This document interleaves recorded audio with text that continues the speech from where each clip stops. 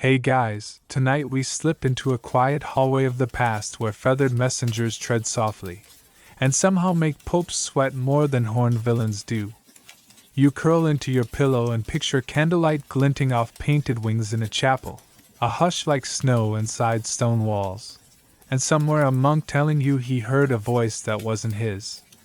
You probably won't survive this, at least not as a sensible parish administrator, because the moment someone says, "An angel told me," your tidy filing system starts waving for help.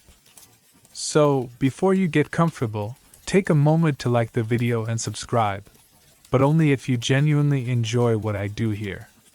And tell me in the comments where you're listening from and what time it is for you right now. Now, dim the lights, maybe turn on a fan for that soft background hum, and let's ease into tonight's journey together. You move through that corridor, second-hand cassock brushing the flagstones, and you feel the paradox hover like breath in winter. Angels are supposed to be safe, God's mail carriers, courteous and efficient, yet they carry messages that can outrun bishops before dawn. You can love them in stained glass, you can embroider them on a cope, but the moment a tailor's daughter says one has visited her bedroom with directions for the town, your pulse remembers paperwork. This is the church's soft headache. Devotions need shepherding, but visions have legs. Here's a solid candle to steady the scene. Mainstream fact: the Bible is full of angels acting as messengers, guides, and guards. Gabriel greeting Mary, messengers strengthening prophets, and a stern warning in a famous epistle that even a shining figure might mislead if it preaches a different gospel. You don't need footnotes to feel the policy dilemma warming like a candle stub. If heaven talks, who gets to hold the microphone? Joke 1. If there were a heavenly help desk, you suspect its first script would be, "Have you tried submitting that revelation through your local pastor?" You drift into a side chapel where a popular image of Michael leans on his spear, calm as a librarian. Pilgrims pin ribbons and tiny metal charms along the rail, silver legs for healed limbs, little hearts for rescued marriages. You exhale, because devotion like this is tidy. It runs on feast days, prayers, and parish schedules. It funds candles, not breakaway movements. But the air shifts when a shepherd says Michael appeared on a hill outside town with a new rule for fasting that contradicts the bishop's letter. Suddenly your quiet chapel feels like a newsroom.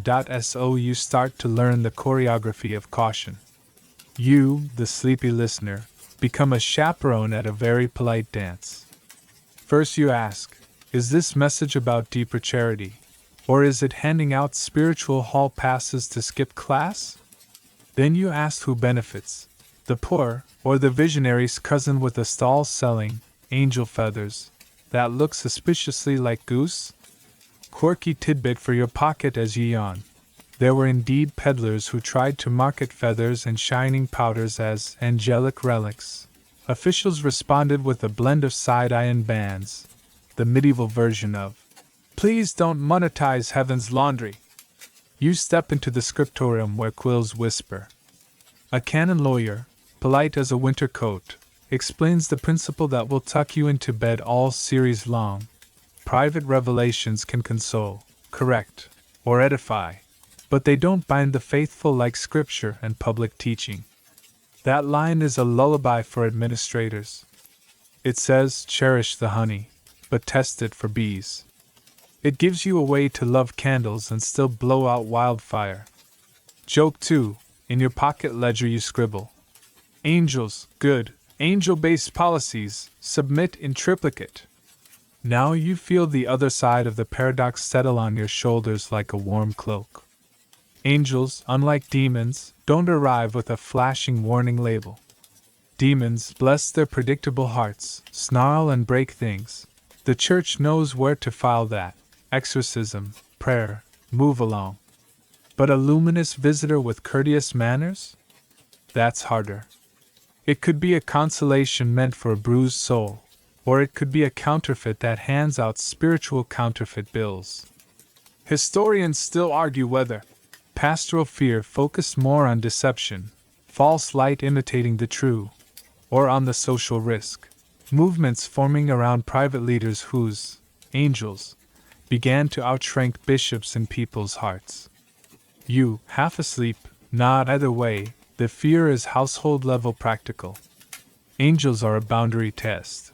You walk past the sacristy door and hear low voices. A confessor teaching a penitent to hold any vision up to the quiet light of obedience. There's a sleepy wisdom here. Obedience is not just a leash, it's a lantern. If a message makes you secretive, frantic, or superior, the lantern shows the dust in the beam. If it makes you humbler, more faithful, more patient in ordinary duties, the lantern warms the room. This is not bureaucracy for its own sake. It's how a giant household stays on speaking terms with the living God without turning every kitchen into a chapel with its own constitution. You sit on a wooden bench and let the paradox cradle you like a slow hymn. Administrators don't fear angels because they're bad. They fear angels because they're good, and anything good can be impersonated. Your eyelids lower as you imagine late-night letters traveling down Roman roads. Your Excellency, another visionary has appeared. Kindly send guidelines and perhaps a discreet Dominican. You smile at the image of guidelines as weighted blankets for restless towns. The longer you sit, the more you notice the gentle grammar of the Church's caution. Never forbid love of angels. Always forbid skipping the teacher. Encourage art, hymns, collect prayers, and proper feasts. Ask that any private vision be tested by Scripture, tradition, and the fruit it bears. Keep the center warm, so satellites don't turn into comets. That's the policy you can sleep on. As the candles gutter, you catch one more soft lesson. The devil gives you a billboard. True messengers hand you a broom. The more an angel makes you tidy your life, care for neighbors, and show up at Mass even when the pew is creaky, the more likely you're listening to heaven. The more it makes you dramatic, special, or allergic to correction, the more likely you're writing your own fan mail. And now the corridor empties. You tuck away your notes. Paradox acknowledged, terms defined, stakes set. In the sections ahead, you'll walk through deserts stunned with visions, courtrooms that weigh voices, and manuals that teach examiners how to tell glow from glare. For tonight's first step, you learn the bedtime rule. Heaven's messengers are welcome. Heaven's chain of custody is non-negotiable. Joke 3, whispered as you drift. If you ever do hear an angel, ask for the case number. You keep walking, the stones cool under your soles, until a great book waits for you like a quiet animal, vellum that smells faintly of rain and wool. You rest your palms and the page turns itself, as if it's happy you asked. Angels step out of the margins in orderly procession, a messenger in a traveler's cloak greeting a young woman in Nazareth, a figure waking a carpenter in a dream with instructions that sound like whispered carpentry. Measure twice, flee once. A sky full of voices over a pasture, startling sheep who are not consulted about liturgy. Wonder is the default here. You nod because if heaven has mail, of course it has mail carriers. The text is not only lullaby, though. It is also a label maker. A line lights up like a safety notice. Even if an angel of heaven preaches a different gospel, don't sign for the package. Another line, colder, says the adversary can dress up as an angel of light. So, just because something glows doesn't mean it belongs near your altar cloth. And a third, steady as a handrail, invites you to test the spirits, the way you test a rope before leaning your weight. You breathe easier having these rails. They let you enjoy the choir without handing the choir keys to the bank. Mainstream fact, set it gently beside your cup of tea. Scripture is crowded with these twin notes. You have Gabriel's greeting that begins the Christian story in Luke. You have Michael standing guard in Daniel and again at the back of the Bible's book where dragons act up. You have Raphael and Tobit traveling incognito and leaving the household safer than he found it. You have shepherds woken by a choir that should have notified the local shepherds' union. And you have the breaks. Galatians warning about any angel from heaven with a new gospel, the Angel of light. Line from a stern letter to a quarrelsome city, the caution against worship of angels. In another epistle that had to remind a congregation, messengers aren't bosses. The sheet music is balanced. Treble joy, bass caution. You tilt the book so candlelight does its soft theatrics. The painted wing near your thumb is flecked with tiny dots that blink. Quirky tidbit for your pocket. Manuscript painters love to tool, gold leaf, stipple it with seed-like punches, so the wings would glitter like fish scales when a single candle moved. No one wrote policy in those dots, but someone made sure the light would echo. You smile at the quiet craft of it, the way caution and wonder live on the same page like neighbors who trade sugar. The book opens wider, and you feel the administrative heartbeat quicken under the lace. Because there's the problem. A voice from heaven once told a shepherd where to find a baby. That's good. What happens when a voice from heaven tells a shepherdess where to tell the bishop to sit? You can almost hear a quill snap in a chancery. So you reach, again, for the rails Scripture gives you, and you realize they aren't merely prohibitions, they are diagnostics. Does this new message deepen the old one, or does it act like it's too cool to sit with the creed? Does it make people show up to love hard neighbors, or just show up to buy new pamphlets? You angle into the dim of a side apse where a soldier saint pins a dragon with shoe sole calm, and you notice how the iconography keeps telling a quiet story administrators like. Angels obey rank. The archangel's sword is unsheathed, but it is not freelance.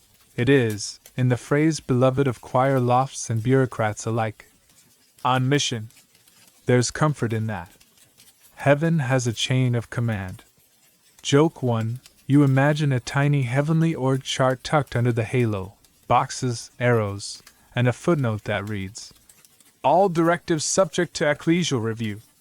Between illuminations, the text runs like water over stone, telling small stories of discernment that become bedtime rules. A prophet hears a voice and answers, speak, for your servant is listening, which is not the same as, speak, for your servant is starting a movement. A monk ancestor of your later administrators says, in no uncertain terms, if a visitor glitters but leaves you proud, you shut the door. If it leaves you patient and obedient, you offer tea. You file this under measures that smell like humility, the safest cologne of all. Historians still argue whether that line in a certain epistle about people worshipping angels points to a specific little cult whispering around one city, in which case Paul is a pastor with a local problem, or whether it's a broader early Christian anxiety about outsourcing out to intermediaries. Either way, the letter did its work. It left a wrinkle in the church's forehead that never quite smoothed out. And you can see why. Worship is centripetal. It wants to spin toward the center. Angels, however brilliant, are lane markers, not destinations. The moment lane markers start collecting tolls, Rome gets a headache. You turn a few leaves and meet Jacob, sleeping outdoors like a pilgrim who missed the hostel. A ladder appears. The messengers move up and down like breath. No new doctrine is handed out. What Jacob receives is reassurance and a future stamped with someone else's name. It's a good interpretive key for half the stories you'll meet. Real angels usually deliver God to you, not you to yourself.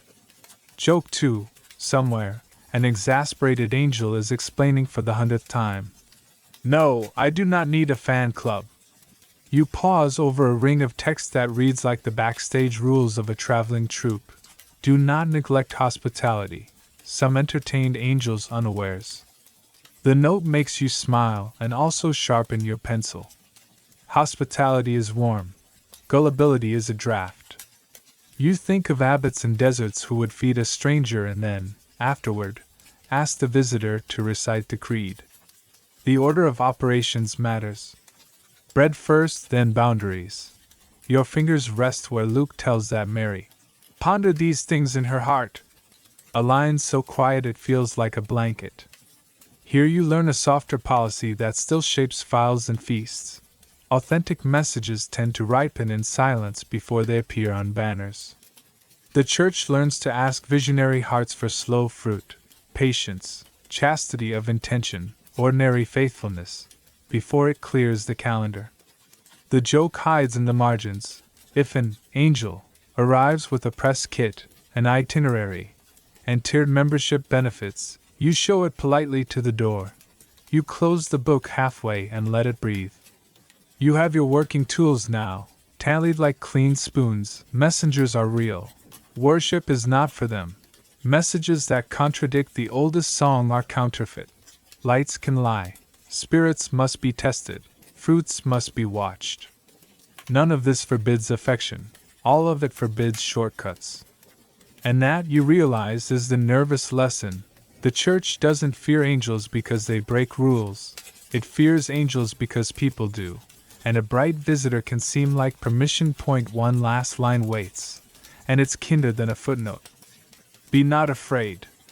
It's not a command to ignore due process. It's a reminder to do it without shaking. Administrators who sleep learn to love that tone, confident, not jittery, parental, not suspicious. You tuck the page closed and sit with the same quiet you began with. Wings in the paint, gold dots catching candle, a sense that heaven says what it means, and that the ground has been measured for you. Joke 3. Just before your eyelids tumble, you picture filing cabinets labeled Angels Approved, Angels Pending, and Angels, please stop sending letters to the editor. When you rise, your steps are slower, your shoulders lower. You carry the paradox not as a problem but as a practice. For the rest of the night you'll watch for how those rails don't worship messengers, don't buy new gospels, test the glow, become policies, tribunals, feast calendars, and pastoral scripts. But for now you breathe. The book has done its job. You can like angels and still ask for ID at the door. The candle trembles once, and the wing twinkles back because of a gold punch mark someone made for you centuries ago, thinking of tonight. You climb a wind-bitten stair where the cliff pretends it is a cathedral, and the sea rehearses its vowels against stone. Up here the air tastes like bells. A little fortress chapel grips the ridge with knuckles of granite, and inside, a bronze spear aims downward at whatever dragon the locals currently nominate: plague, storm, taxes, or a neighbor's goats. You stand in the cool and listen to a long, steady pulse that belongs to Michael, the Church's soldier saint with impeccable posture. He has an address book full of heights: Monte Sant'Angelo on the Gargano spur of Italy, Mont Saint-Michel rising out of French tides like a cathedral learning to float, cragtop sanctuaries along the old Roman roads. Mainstream fact, placed in your palm like a pilgrim badge. By the early Middle Ages these Michael shrines drew steady streams of travelers, and the Western calendar finally settled on late September to honor him, Michaelmas, which in many places doubled as rent day and the start of academic terms. Angels, it turns out, keep a tidy fiscal year. The smell here is a blend of wax and salt and set intentions. Vendors below sell small metal scales because the archangel weighs souls and manuscript art, and you try not to chuckle at the booth that offers goose-shaped weights for Michaelmas roasts. Quirky tidbit for your pocket: English folklore says that after Michael threw the adversary down, the annoyed loser landed in a blackberry bramble and spoiled the fruit. Hence some country folk refuse to eat blackberries after Michaelmas. Discernment by dessert. No tribunal required. Joke 1. Somewhere a diocesan memo reads: Please refrain from preaching eschatology via pie. You feel why Rome enjoys Michael. He is safe in the way a disciplined constable is safe. Strong, obedient, recognizably on the payroll. You can tuck him into liturgy without waking up to newsletters. But shrines do not remain only shrines. They become magnets. They acquire hermits who attract households, who attract markets, who attract exemptions. You watch a prior fold a letter with the delicate irritation of a man informed, again, that pilgrims are bypassing the cathedral downtown to climb this honest rock. The bishop wants his processions full. The mountain wants its stairs busy. Both speak fluent incense. The administrator's worry is not about devotion but jurisdiction. A hilltop sanctuary with a miracle story can ferment into a semi-independent town where a visionary's nephew prints pamphlets, and an eager captain declares Michael the patron of his little militia. The first few banners feel like piety. The next few feel like a committee. If an apparition is said to have chosen the site, anything that happens on that site can claim a heavenly majority vote. You can see why the curia begins to whisper, "Lovely church, who signs the checks?" Mainstream fact, steady as a tide table, Monte Sant'Angelo's legend tells of a late antique apparition that named the cave and consecrated it without human hands, making it a pilgrimage anchor by the early medieval period. Mont Saint Michel's story grew under Carolingians and Normans into a powerhouse monastery with princely patrons. Such places drew indulgences, tolls, and lawsuits. The church often blessed them and then, with the other hand, filed instructions about who could preach there, what relics were permitted, and which feast days applied. Control by calendar becomes a lullaby you hear often. If Rome can schedule your zeal, it can audit it. Joke 2. You imagine a cherub handing out timetables. Your ecstasies recur on the third Sunday. Please coordinate with Vespers. You move among the votive gifts, little tin legs, hearts, eyes, like a forest of small silver leaves. The gifts tell a quiet statistical story about cures and farewells and feared shipwrecks that did not happen. Pilgrim diaries, when they're in a good mood, speak of clean beds and decent soup and an air of bravery that rubs off. Yet beneath the warmth you hear a pastoral thrum. If Michael is everyone's protector, who decides which protections involve public penance, and which involve private shortcuts? A hermit with charisma can direct confessions to the cliff and unintentionally bleed the parish below of both sinners and alms. Administrators prefer angels to be portable, icons, prayers, feast antiphons, rather than geographical monopolies. Historians still argue whether the multiplication of Michael cults was chiefly a bottom-up yearning, soldiers, sailors, and plague-nervous cities choosing a warrior guardian, or a top-down steering mechanism by bishops and princes who found Michael a convenient banner to rally men and tax receipts without courting heresy. The answer likely changes with longitude. Some peaks feel grassroots, others feel appointed. Your drowsy verdict tonight is polite. Either way, the growth wanted shepherding before it learned to run fiscal sprints. The practical worries multiply like tide ripples. Shrines generate asylum claims. A fugitive declares sanctuary under Michael's wings, and the sheriff must negotiate with a prior who has a ledger and a conscience.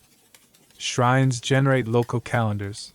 A village adds extra Michael feasts to keep markets humming, then writes to Rome asking that these be recognized as holy days of obligation, a pious request with commercial dimples. Shrines generate relic economies. A feather displayed under glass that looks so exactly like goose down that even the goose blushes.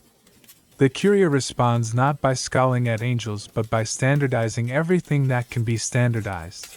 Liturgical texts, feast ranks, indulgence rules, the very wording of shrine inscriptions. It's the pastoral version of childproof caps. You kneel beneath a painted tympanum where Michael tips a scale with a fingertip no one can prove is cheating. The icon makes a domestic point administrators love. Judgment is careful, not theatrical. The same principle gets pushed downward. Test the spirit, test the shrine, test the financial books. A visiting canon with kind eyebrows asks the prior for a list of sermons preached in the name of Michael, then gently suggests that any guidance about fasting should quote the bishop as often as the archangel. You can feel the relief in the room when heaven and chancery speak in duet. Quirky tidbit wanders over in a goose-feathered cloak. In parts of northern Europe, Michaelmas geese paid rents, and students marked their first term with daisy garlands nicknamed for the feast. The angel becomes part of domestic timekeeping, a benevolent clock that calls families to roast and accounts to balancing. This is the version Rome adores, angels as calendars, not catalysts. Joke 3. The ledger at the back of your mind adds a column. Feasts that reduce paperwork. But devotion is never fully tame. A miller's daughter dreams of Michael pointing to a spring and promising cures. The spring does bubble better than previous Tuesdays. People gather. A blacksmith with a sore shoulder declares himself healed and offers to build a wayside cross, then a shelter, then a chapel. One winter later the place needs a sacristan, a collection box, and a policy about where pilgrims relieve themselves. It's all admirably human. It's also a pipeline for private authority if no one checks the fittings. That's the administrative fear in its most sympathetic clothing. Love that hardens into local LAW.SO. The church learns to smile and measure. Bless the chapel, assign a priest, fold the feast into the universal calendar so that when bells ring on Michaelmas they ring everywhere, and the mountain is less a rebel and more a sibling. Send a gentle letter about goose feathers. Remind the prior that angels, properly adored, tend to make their friends more obedient, not less. Encourage the sailor to tell his rescue story in the parish as well as on the cliff. Spread the sequins of devotion wide so none of them clump into crowns. When you leave the height, the stairs seem shorter. The sea still pronounces its vowels, the wind still combs your hair into someone else's idea of style, and Michael stands where he stood, watchful, neither needy nor sullen. You carried down a lesson the curia was always learning. Fear the unfiled power of good things more than the loudness of bad ones. Satan, in a way, is bureaucratically convenient. He is the enemy, he gets an exorcism, the forms are standard. Angels, shining and polite, can create little capitals on hilltops. At the base of the rock, you buy a tiny daisy for your book and one of those ridiculous scale keyrings. Because you're human and administrators are allowed souvenirs. You whisper a thank you to the saint who learned to be both sword and servant. Then you walk toward the road where the ordinary parish waits, the place that must stay central if the mountain is to stay a blessing. The tide breathes in, the tide breathes out, and the chapel remains, dramatic and domesticated at once. You smile into your sleeve. Nothing to fear, as long as the calendar keeps its promises and the scales are checked now and then for hidden thumbs. You leave the cliff and descend into a wider quiet, the kind that has no walls, only horizon. The desert is a room with the ceiling removed. Wind combs the scrub in one direction, and the sun practices its scales on your scalp. Somewhere a bell is not ringing, which is the point. You pass a scatter of low cells hunched like turtles, each a single room with a mat, a jar, and that stubborn thing monks call stability. Here, visions are more common than visitors, and so the elders have built an invisible fence, rules for testing whatever knocks. You sit in a shade that is mostly in tension. A reed pen scratches. A young monk with eyes like taut strings tells you last night the room filled with light and a voice said he was now above ordinary chores. You and the elder look at each other, and without speaking you both hear the same bedtime principle slide into place. True messengers rarely cancel dish duty. Joke 1. If an angel volunteers to do your sweeping, the elder says, hand it the broom and watch if it knows where the dustpan lies. Mainstream fact, laid out as plainly as a palm mat. 4th, 5th century monastic teachers, Evagrius Ponticus and the writers behind the desert. Sayings, later relayed in John Cassion's conferences, made discernment, diacrisis, the queen of virtues. They told their students to test visions by their aftertaste. Real consolations leave humility, patience, and steadiness. Counterfeits leave giddiness, secrecy, and disobedience. One favorite instruction: if a shining visitor tells you to abandon your rule or your abbot, shut the door politely. Angels, said the elders, never require you to be special to be faithful. You peer into a cell where Abba's hands keep weaving baskets. The reed squeaks. The younger monk is still vibrating with his miracle, and the old man prescribes the usual medicine: stay in the cell, pray the psalms, weave. That threefold rhythm is a metronome stronger than fireworks. Quirky tidbit for your pocket. Desert elders sometimes gave a literal task. Fetch water, bake your bread, plait one more coil.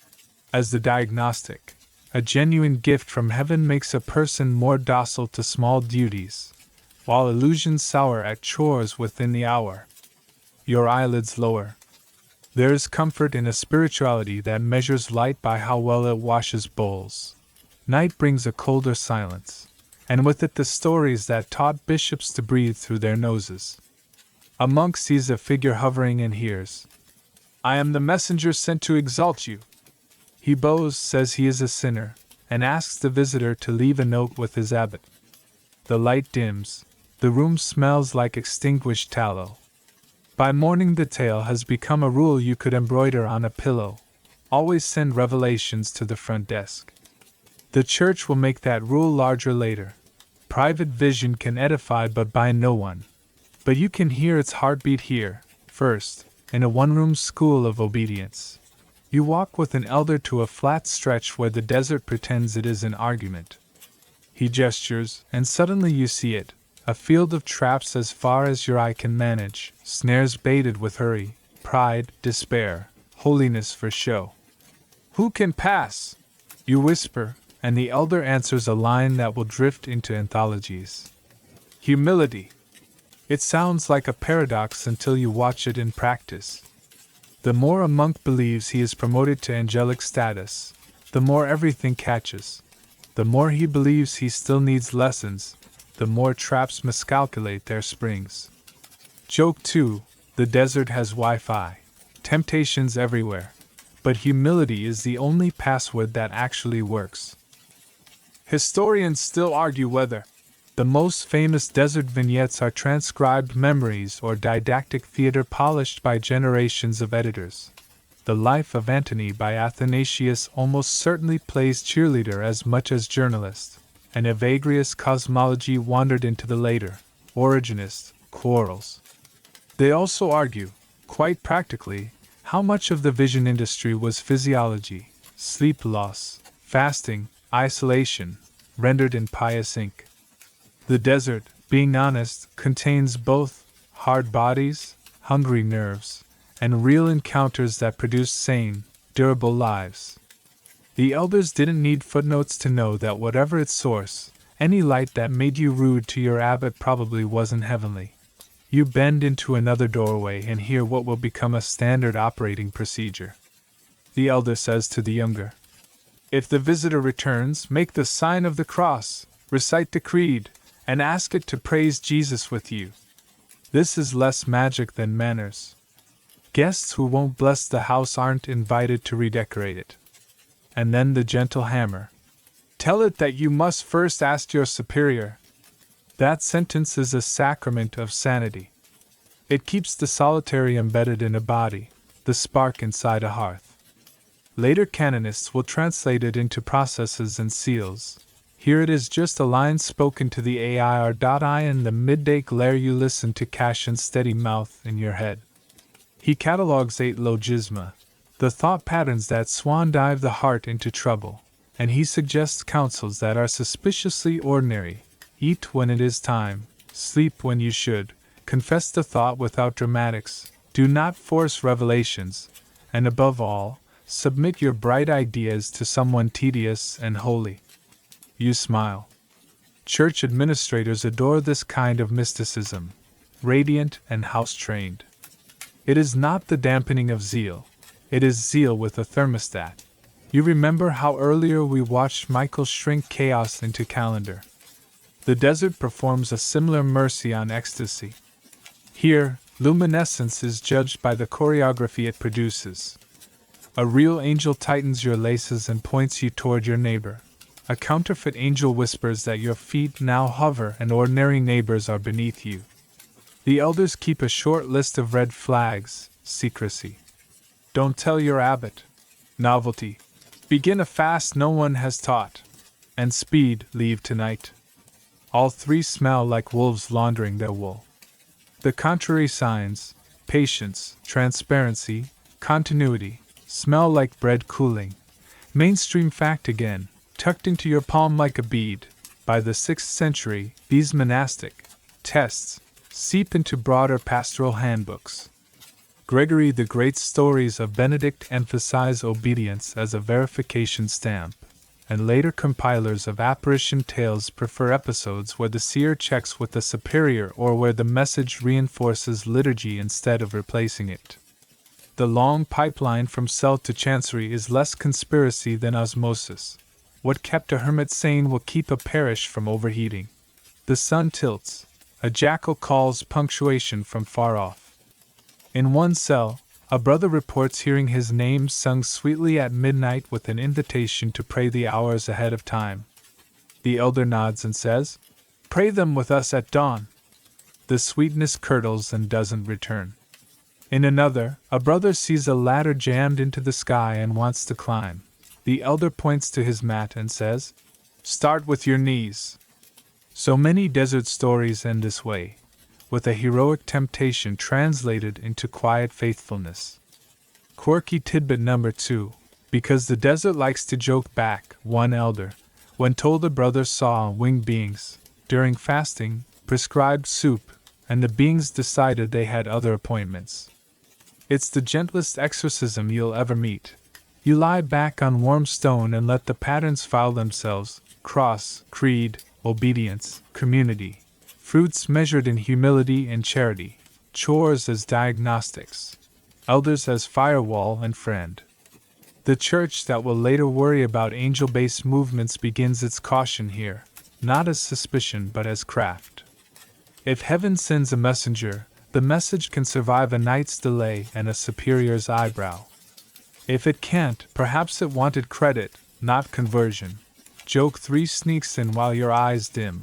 If an apparition truly comes from the Lord, it will not mind filling out the form titled "Request to Interrupt Laundry." You smile because you know paperwork is just love in a long household. Ways to keep roommates from bumping elbows in the same small kitchen. The wind drops. Somewhere a clay jar cools. In the dark you feel the sturdy mercy of those rules, the way they kept bright souls from shattering. Tomorrow you will walk back to town and watch how Abbott's bedside wisdom turns into Bishop's protocols, how the broom becomes a rubric, the map becomes a manual, and the small "Ask your superior" becomes the church's great chain of custody for light. For now you roll onto your side and count woven coils instead of sheep. The room stays unvisited, which is also an answer. Not every night needs angels. Most just need sleep, obedience, and a basket finished well. You follow a line of candles into a library that smells like snow melt and long arguments. A slim volume waits on a music stand, its title murmuring in Greek like a lullaby you almost remember: Celestial Hierarchy. The author signs as Dionysius the Areopagite, that cultured convert from Acts, which is quite the celebrity endorsement for a tiny book. The pages open, and suddenly heaven looks less like a cloud bank and more like a well-run choir loft. Ranks, roles, and routes for messages, a traffic plan for light. You exhale, because this is the first time in our walk when administrators can point to an org chart and say, "Behold, even the seraphim keep their lanes." Mainstream fact, set down as confidently as a ledger total. The Dionysian corpus, celestial hierarchy, divine names, mystical theology, ecclesiastical hierarchy, was almost certainly composed in the late 5th or early 6th century by an anonymous Christian thinker steeped in Neoplatonic philosophy. The West received it through John Scotus Eriugeno's 9th century Latin translation. After which its 9 choirs, seraphim, cherubim, thrones, dominions, virtues, powers, principalities, archangels, angels, soaked into sermons, art, and liturgy for a millennium. Thomas Aquinas will cite the Areopagite, with the contented purr of a cat finding a sunbeam, Dante will build staircases of song from the same blueprint. You can hear bishops sleeping better already.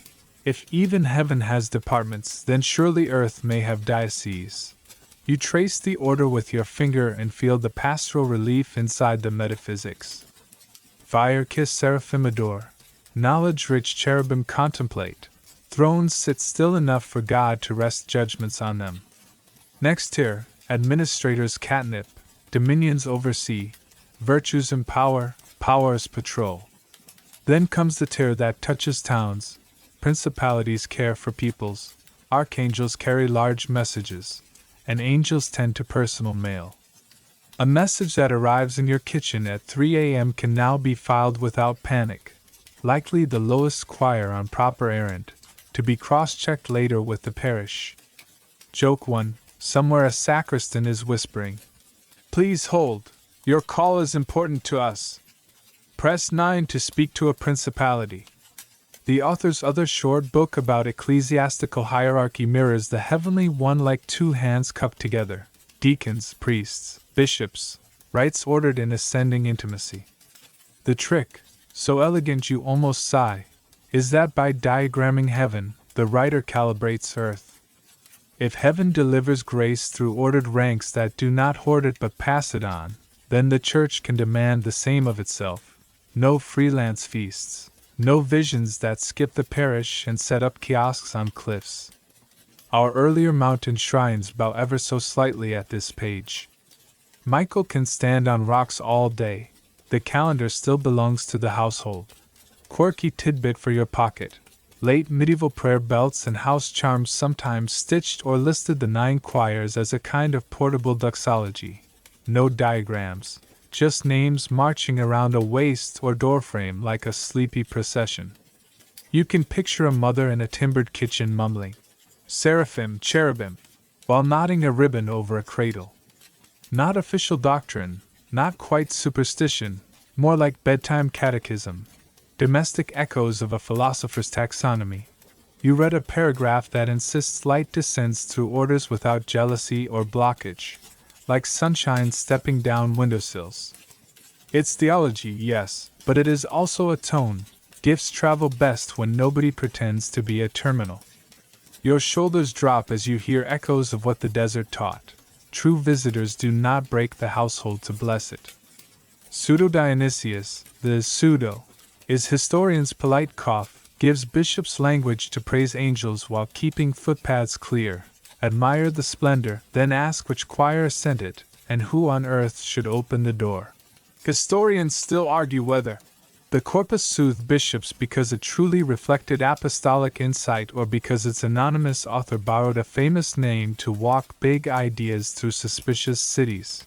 They also debate how much Neoplatonic scaffolding, think Proclus in ecclesial clothes, you must swallow to enjoy the view. The quarrel matters for seminars. For sleepy pastors the practical harvest is simpler, a vision that despises ranks smells off. The minute a glowing caller demands to skip your confessor and call Rome direct, you remember this page and hand the phone back to an archangel. You wander into a chapel where a painter has done his homework. The 3 highest choirs ring the apse like quiet fire. The middle triad looks like armored grace. The lowest bend toward a parish with lamps you recognize. The priest has pasted the 9 names into the margin of the preface for the feast, so the congregation can mouth them like beads. The assignment of instruments and attributes across centuries is wonderfully inconsistent. Some powers hold spears, some hold books, some principalities look like well-dressed county clerks. But the overall mood is calming. This is not a swarm, it's a choir. Against that steadiness, the author's mystical theology whispers a counter-melody you do not expect. Climb by unknowing, slip the nets of names. Let God be beyond your ladders. It's like a librarian reminding you that the catalog isn't the music. Administrators secretly love that too, because it lets them bless order without mistaking order for God. Joke 2. You imagine a chancery memo that reads, "Please note, the infinite remains off menu. Kindly enjoy our 9-course tasting liturgy instead." Aquinas arrives in your imagination with ink on his sleeves and gratitude in his sentences. He will refine the 9 choirs into careful claims about intellect, mission, and how, higher, angels illuminate, lower, without condescension. He will say humans don't become angels when they die, that's sloppy cinema. But he will also allow that each person may be accompanied by an angel appropriate to their path, guardian not as pet, but as courier. Administrators hear the pastoral opportunity and seize it. Teach families to pray the simple guardian angel prayer at bedtime, an obedience-friendly devotion that warms the house without starting a movement. You tilt back to the page where the author distinguishes symbolism from substance. Wings? Metaphor. Fire? Participation in a light that isn't theirs. Eyes everywhere? Knowledge that sees without blinking. This isn't iconoclasm, it's housekeeping. It lets art remain glorious while gently fencing off superstition. If a vendor in the market sells real feather from Seraph's left wing, you can now smile and save your coin for bread. The earlier goose feather economies wilt a little under this stare, and Rome is not sad about it. Your earlier callbacks line up like soft footnotes. Remember the desert's rule. Ask your superior? The hierarchy gives the rule an ontological grin. Heavenly messengers love passing messages upward and downward along right lines. Remember Michael's mountain turned into calendar? Here is the blueprint that justified that. Domestication. Not as cynicism but as imitation. If heaven orders feasts into feasts of light, the church may order markets into feast days without feeling guilty. Remember our candle-punched wings in manuscripts? Dionysius gives scribes permission to gild without gossip. The glitter can stay on the page and off the rumor mill. You pause on the famous 9 and let them hum. The number itself isn't the point, though medieval preachers adored it. The point is that relationships are the grammar of revelation. You do not hoard a message, you hand it on. You do not take a light and claim acreage. You place it where it serves. The anxious administrator inside you falls asleep to that thought. Hierarchy isn't a ladder to climb. It's a downspout for grace. A soft caricature taps the window and asks to come in. Angels dancing on the head of a pin. People tell this as proof that scholastics were silly. The truth yawns politely. No medieval faculty meeting likely used that exact phrasing. The real question circled how immaterial beings occupy space or share presence without shoving. Abstract, yes, but not brainless. The joke survives because it hits a tender spot. Order can look fussy from far away. Quirky tidbit number 2. Some late sermons playfully reassign pinheads to devils who can't dance, and angels who can, turning the jibe into catechesis with a wink. Even the sharp edges of the corpus become pastoral tools. The insistence that light descends without envy is a confession writ as a diagram. There is no spiritual promotion worth leaving your neighbor for. A real angel stiffens your spine for obedience, and melts your tongue toward charity. A counterfeit angel says your pew is old news. The first warms parishes, the second starts newsletters. Bishops prefer warm parishes. Joke 3 floats down on quiet wings. You picture a celestial HR orientation, name badge, choir assignment, a reminder that miracles require supervisor sign-off, and a pamphlet titled, "So You've Been Sent to a Miller's Daughter, a Checklist." You laugh softly because the checklist is just the church's own discernment sprayed with starlight. Does this message accord with the creed? Does it increase humility? Has anyone told the pastor? You close the book and the library keeps singing, barely audible, like water behind a wall. The fear we are tracing in this series sharpens and softens at once here. The Vatican never feared angels like enemies. It feared charisma without corridors. Pseudo-Dionysius hands it hallways.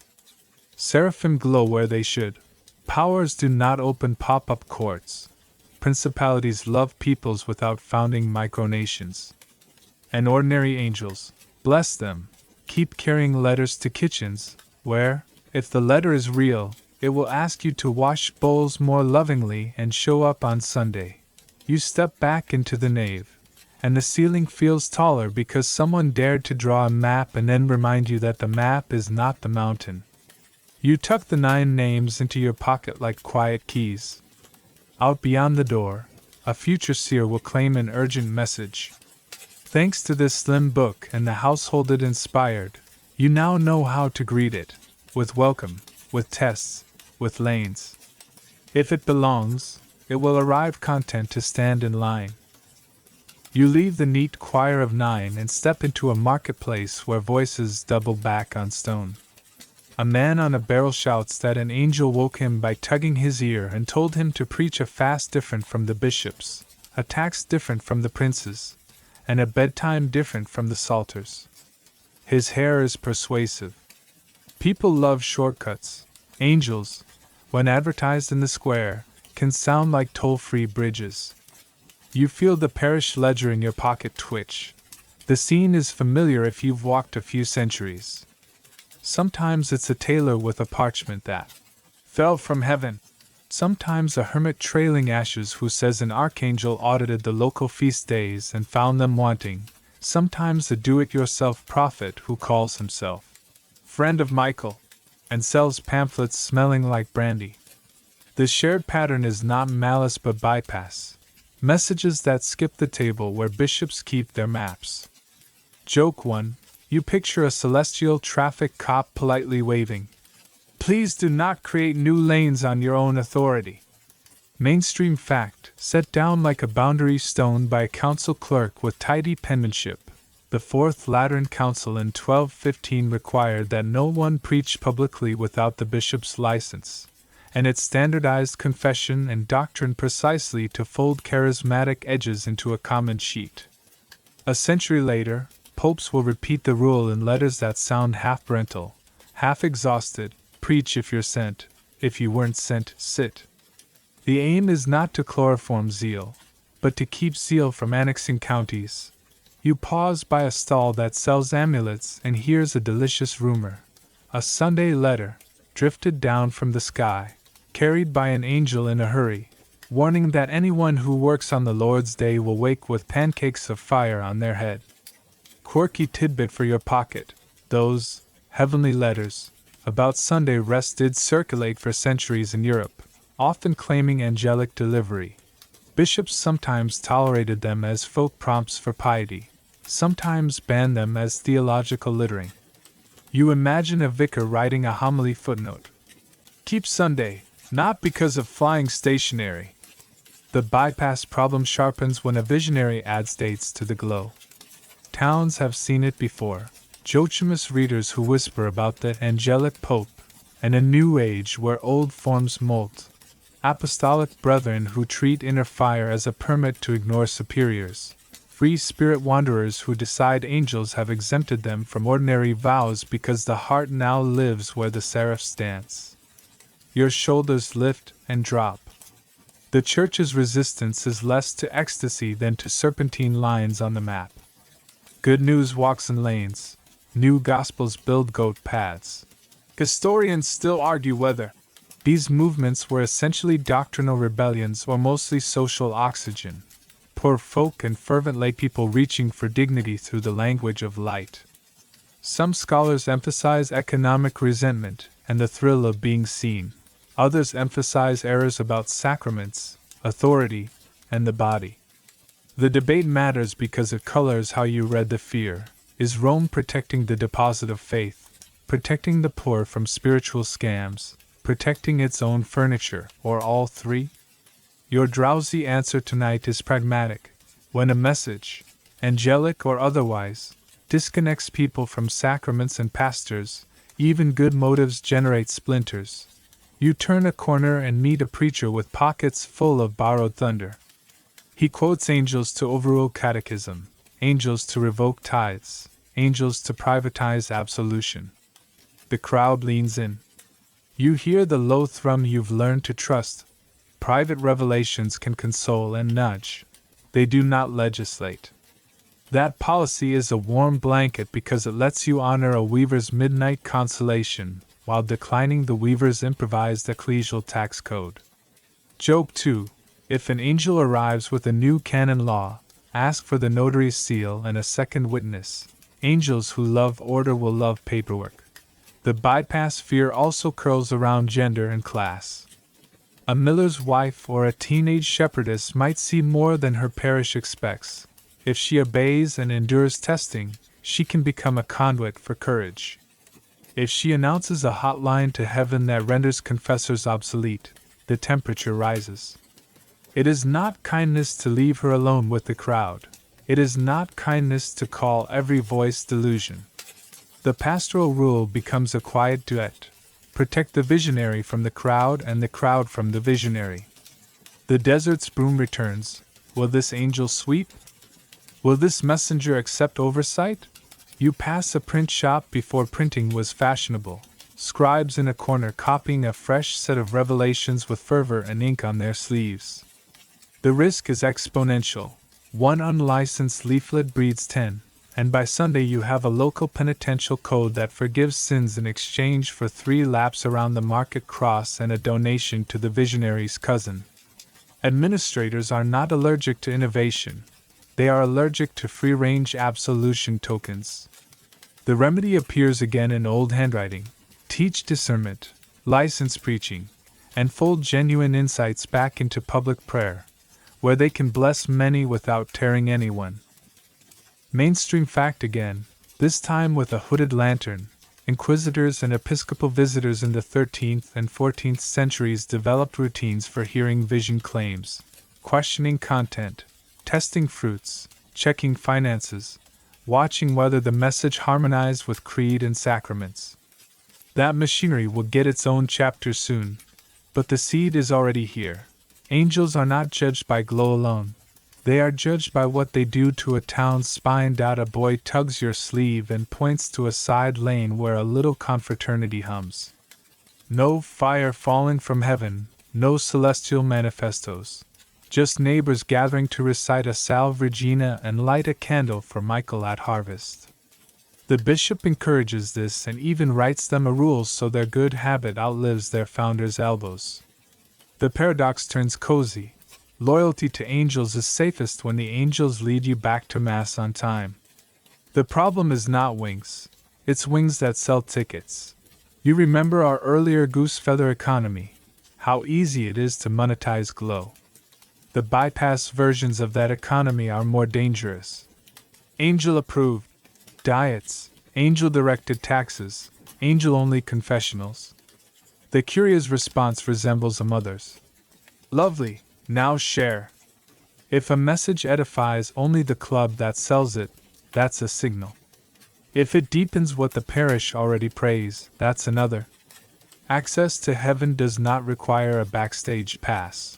Historians still argue whether specific charismatic leaders, Savonarola for one, were prophets manhandled by politics or preachers who mistook private urgencies for public law. They argue whether angelic language in their circles was literal vision talk or a rhetorical strategy to drape policies in bright cloth. You can nap peacefully without settling it tonight. The through line you keep is simple. The church can bless fire in the hearth and pour water on the couch. The afternoon cools. A woman tells you in a careful voice that a bright visitor spoke of mercy to her, nothing dramatic. Just patience with her husband's temper and the courage to confess a long-ignored sin. Her confessor tests it, blesses it, and asks her not to start a guild. This is the antidote that administrators prefer. Private light braided into public grace. It asks nothing of the town but better kindness. It quotes no bylaws. It obeys the old tune. Joke 3 tips its hat as you pass the barrel preacher again.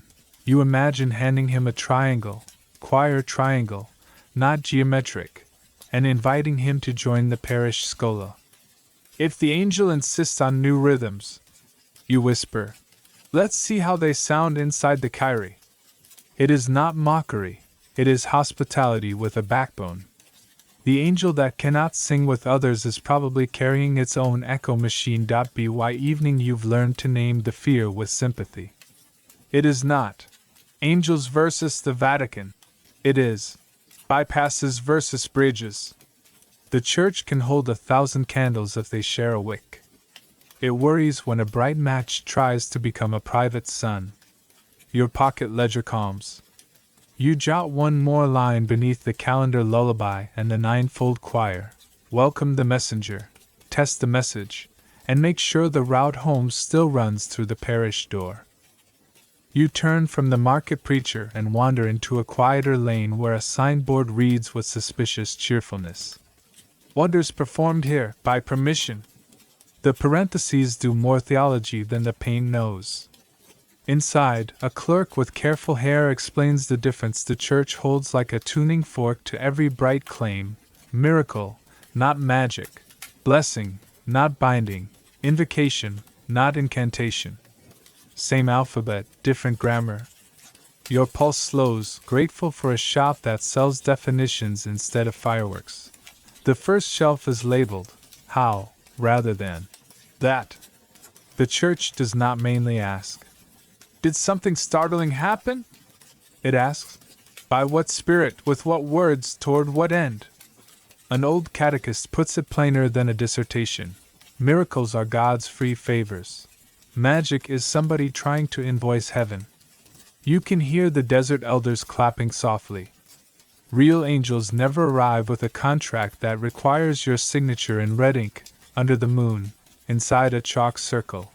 Mainstream fact, set down like a rubric you can hum. Since late antiquity, bishops and theologians quoted Deuteronomy's bans on divination and sorcery, and the church's penitentials and canon law condemned superstitio, rituals that treated sacred names as levers. By the High Middle Ages, scholastics like Augustine before them and Thomas Aquinas after them sorted marvels into natural causes, miracles, God alone, and lying wonders, wrought by demons or by human trickery. Fourth Lateran Council, 1215, also forbade ordeal by fire or water as a way to force God's hand. No more throwing suspects into rivers and calling it theology. That last line is the pastoral heartbeat. Heaven is not a vending machine. The clerk takes down two nearly identical-looking boxes. One reads, prayer. The other reads, spell. Both contain candles, psalms, and a blessed medal. But the instructions differ. Prayer. Ask, trust, accept, say fiat. Spell. Command, guarantee, compel. Say it thrice under Orion. You taste the difference in your mouth like two kinds of tea. One warms. One makes you suspicious of your own thirst. Joke 1. Your inner help desk whispers, if the angel needs you to press 72 secret names in the correct lunar order, please hold while we transfer your call to the parish calendar. So many gray cases clutter the counter. Someone ties a psalm scroll to a cow's yoke for health. Is that folk devotion or veterinary sorcery? A sailor pins Saint Michael to his cap and mumbles Latin half-remembered. Angelic protection or incantation by habit? The church develops a sleepy, sturdy method, separate ends, means, and tone. If the practice points you to sacraments, patience, and the common good, if it uses approved prayers in honest ways, if it doesn't promise control, it can live under the word devotion. If it isolates you, barters power, or treats holy names as spell ingredients, it migrates to the box labeled no, thank you. Quirky tidbit for your pocket. Late antique amulets sometimes bore the word abracadabra, written in a shrinking triangle, and were worn to chase fevers. Medieval folks kept that habit in pockets and on doorposts. Sometimes clergy tolerated such things when paired with psalms. Sometimes they confiscated them with a sigh and a sermon about trusting God rather than triangles. Admin humor never quite changes. You can almost hear a vicar saying, it's not the letters, it's the lesson. You meet the problem child of this aisle. Angelic names used like keys. Manuscripts circulate. The Ars Notoria, the sworn book. Other grimoires with respectable titles and less respectable goals, promising vision, eloquence, and exam-passing prowess if you chant the right blend of Hebrew trunks and Greek branches. You imagine a student begging an angel to do his homework. The church's answer becomes a refrain you could stitch on linen: do not conjure, do not compel. If a messenger comes, receive, test, and submit. If your ritual sounds like a subpoena, it's not prayer. Historians still argue whether the people who used such books thought they were doing forbidden magic or intense piety, whether angel-invoking rituals were experienced as devotions in a learned code or as illicit attempts at leverage. They also debate how sharp the line between natural magic, using hidden properties of creation, and demonic magic really was for ordinary folks who just wanted their bread to rise and their fevers to fall. Your sleepy middle path tonight honors the pastoral problem. Even when hearts are simple, methods can teach the wrong lesson. The church tries to catechize the means so the end will not miseducate the soul. You run a thumb along a shelf of miracle tales with sticky spines. Some read like clean weather, saints intercede, a child rises, a drought breaks, and the parish gift basket bulges with bread. Others read like stunts. A visionary claims that an angel taught her a private rite that cures envy and also locates lost coins near the miller's barn, conveniently close to her brother's stall. The clerk's eyebrow does a small theology. Fruit matters. Graces that bless the poor, reconcile enemies, and deepen ordinary obedience past the sniff test. Angelic hacks that produce shortcuts and celebrity do not. Mainstream fact returns with a stern collar. Theologians codified signs that should make pastors cautious. Aquinas writes that holy angels can protect and enlighten, but they do not reveal new doctrine. They serve the economy already revealed. Canonists warned against sorts, Bible flipping for oracles, and brevia stuffed with word salad. Later manuals will teach exorcists to suspect any spirit that can't bear humble prayer, won't name Jesus reverently, or balks at the sacramental signs. The rule has a desert accent. Ask it to sweep. Ask it to stay. For Massachusetts, the clerk displays two bells like twins. One is a blessed church bell, consecrated to call the faithful, and yes, traditionally prayed over to scatter storms, a communal act under a pastor's hand. The other is a private, storm bell, sold with a guarantee that it will silence thunder over your barn for a price. The difference is not acoustics, it is ecclesiology. One unites. One privatizes. Joke 2. If your weather ritual comes with tiered membership benefits, it's probably a cloud subscription, not a prayer. You sit by the window where afternoon turns the dust to gold, and you remember our earlier guardrails, Scripture's warning about angels of light, the desert's broom, the ninefold lanes. This is that wisdom with sleeves rolled up. The Church prefers wonder as visitation, not mechanism, angels as couriers, not consultants for hire. A good sign leaves humility in its footprints. A bad sign leaves invoices. A woman enters, hat in hand. She whispers that a shining visitor told her to forgive a debt and light a candle for her enemy. The clerk smiles and points toward the parish church. Tell Father, and God bless you. Another man arrives with a complicated diagram of circles and names he cannot translate, promising that if the parish pays him, he will teach the choir to sing in tongues. The clerk pats the "No, thank you" box. You feel the policy in your bones. True light asks to be folded into the household. Counterfeit light wants a stage. Historians still argue whether ecclesiastical policing of magic, mainly protected doctrine or protected turf, and whether some practices labeled superstitio were in fact peasant catechisms in disguise, the poor wrapping their hopes in the scraps they had. The debate is honest and necessary. The bedtime answer holds the nuance and still keeps the fence. The Church is not allergic to small props. blessed metals, and home prayers. It is allergic to techniques that teach you to treat God like a machine. You reach for a final shelf labeled tone. It holds nothing but air, which is appropriate. The clerk explains the simplest, sleepiest diagnostic of all: peace.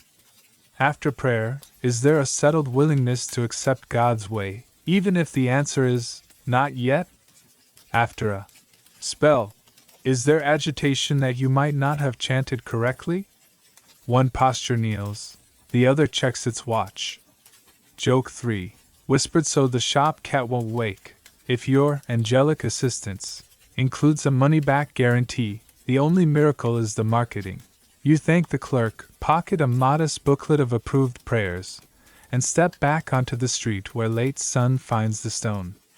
The fear that started this walk, the Vatican fearing angels more than Satan, clarifies again in such light. Demons are loud and wear their name tags crooked. Angels are quiet, and the counterfeits are quiet too. The Church draws lines not to silence wonder but to keep wonder from being weaponized. It loves bells that call neighbors. It dislikes bells that sell storms. It blesses metals that remind you of grace. It frowns at talismans that claim to bend God. As the evening breeze lifts your sleeve, you rehearse the grammar you've gathered. Ask, don't order. Receive, don't wrench. Test, don't rush. Share, don't hoard. If a bright visitor knocks, let it in, but also let it meet your pastor and your broom. If it's truly sent, it will adore the household. If not, it will prefer your roof to your table, your name to God's. You walk on, the lane narrowing into twilight, definitions folding themselves into lullabies.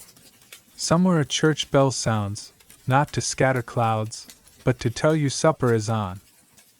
You step into a courtroom that sounds like rain, quills ticking, parchment breathing, robes whispering when men shift in their chairs. The air tastes like ink and caution. A girl not yet 20 stands very straight, mail replaced by wool, banner traded for a borrowed gown. She says she hears voices. She names them politely, Michael, Catherine, Margaret, and you feel every administrator in Christendom pull up a chair. This is where the Church's bedtime rules put on boots. Charisma meets canon law, visions meet verbs. The questions come like beads. Who spoke? When? What did they say? Did they tell you to dress like a man? Did they command you to bypass your priest? Did they reveal doctrine or only direction? The law loves patterns the way bees love hexagons, and the panel is building one. Your pulse slows at the method, slow, repetitive, occasionally fussy, but you also feel the heat under it. If heaven is talking to teenagers with banners, bishops want to hear the accent. Mainstream fact set down calmly like a seal on wax. In 1431 Jean, whom English clerks called the Pucelle, was tried at Rouen by an ecclesiastical court presided over by Bishop Pierre Cauchon. Notaries recorded her answers. 25 articles charged her with relapse and cross-dressing central. The verdict condemned her. A generation later a retrial, 1455-56, authorized under Pope Calixtus III, examined the first trial and nullified the sentence. Centuries after, she was canonized in 1920. It's a long arc, question, verdict, review, that shows the Church's machinery can grind wrong and then grind back. You sit with the notaries as they dip and write. The defendants in this room are not demons but ambiguity and speed. Did the voices command the girl to found a sect? No. Did they hand her a new doctrine? No. Did they tell her to go to the king and ask for troops? Yes, and that's exactly the sort of bypass that makes administrators chew their quills. The panel keeps testing. Does she submit her experiences to the Church? She answers that she loves the Church and will obey God first, which is a sentence that sleeps uneasily in chancery offices. They ask about signs. She smiles a private smile about Shinan. the secret in the king's heart, the recognition in disguise, and refuses to reduce it to a parlor trick. It was to the king alone, she says, and the room sighs because private proofs are lousy for public files. Joke 1. You imagine a notary whispering, "Could your voices please provide exhibits in triplicate?" They ask the question that has embarrassed quicker men. Are you in the state of grace? It's a trap. If she says yes, she sounds presumptuous. If no, she sounds unfit. She answers like a bedtime theologian. If I am, may God keep me. If I am not, may God put me there. The line lands like a small bell. Even the quills pause to listen.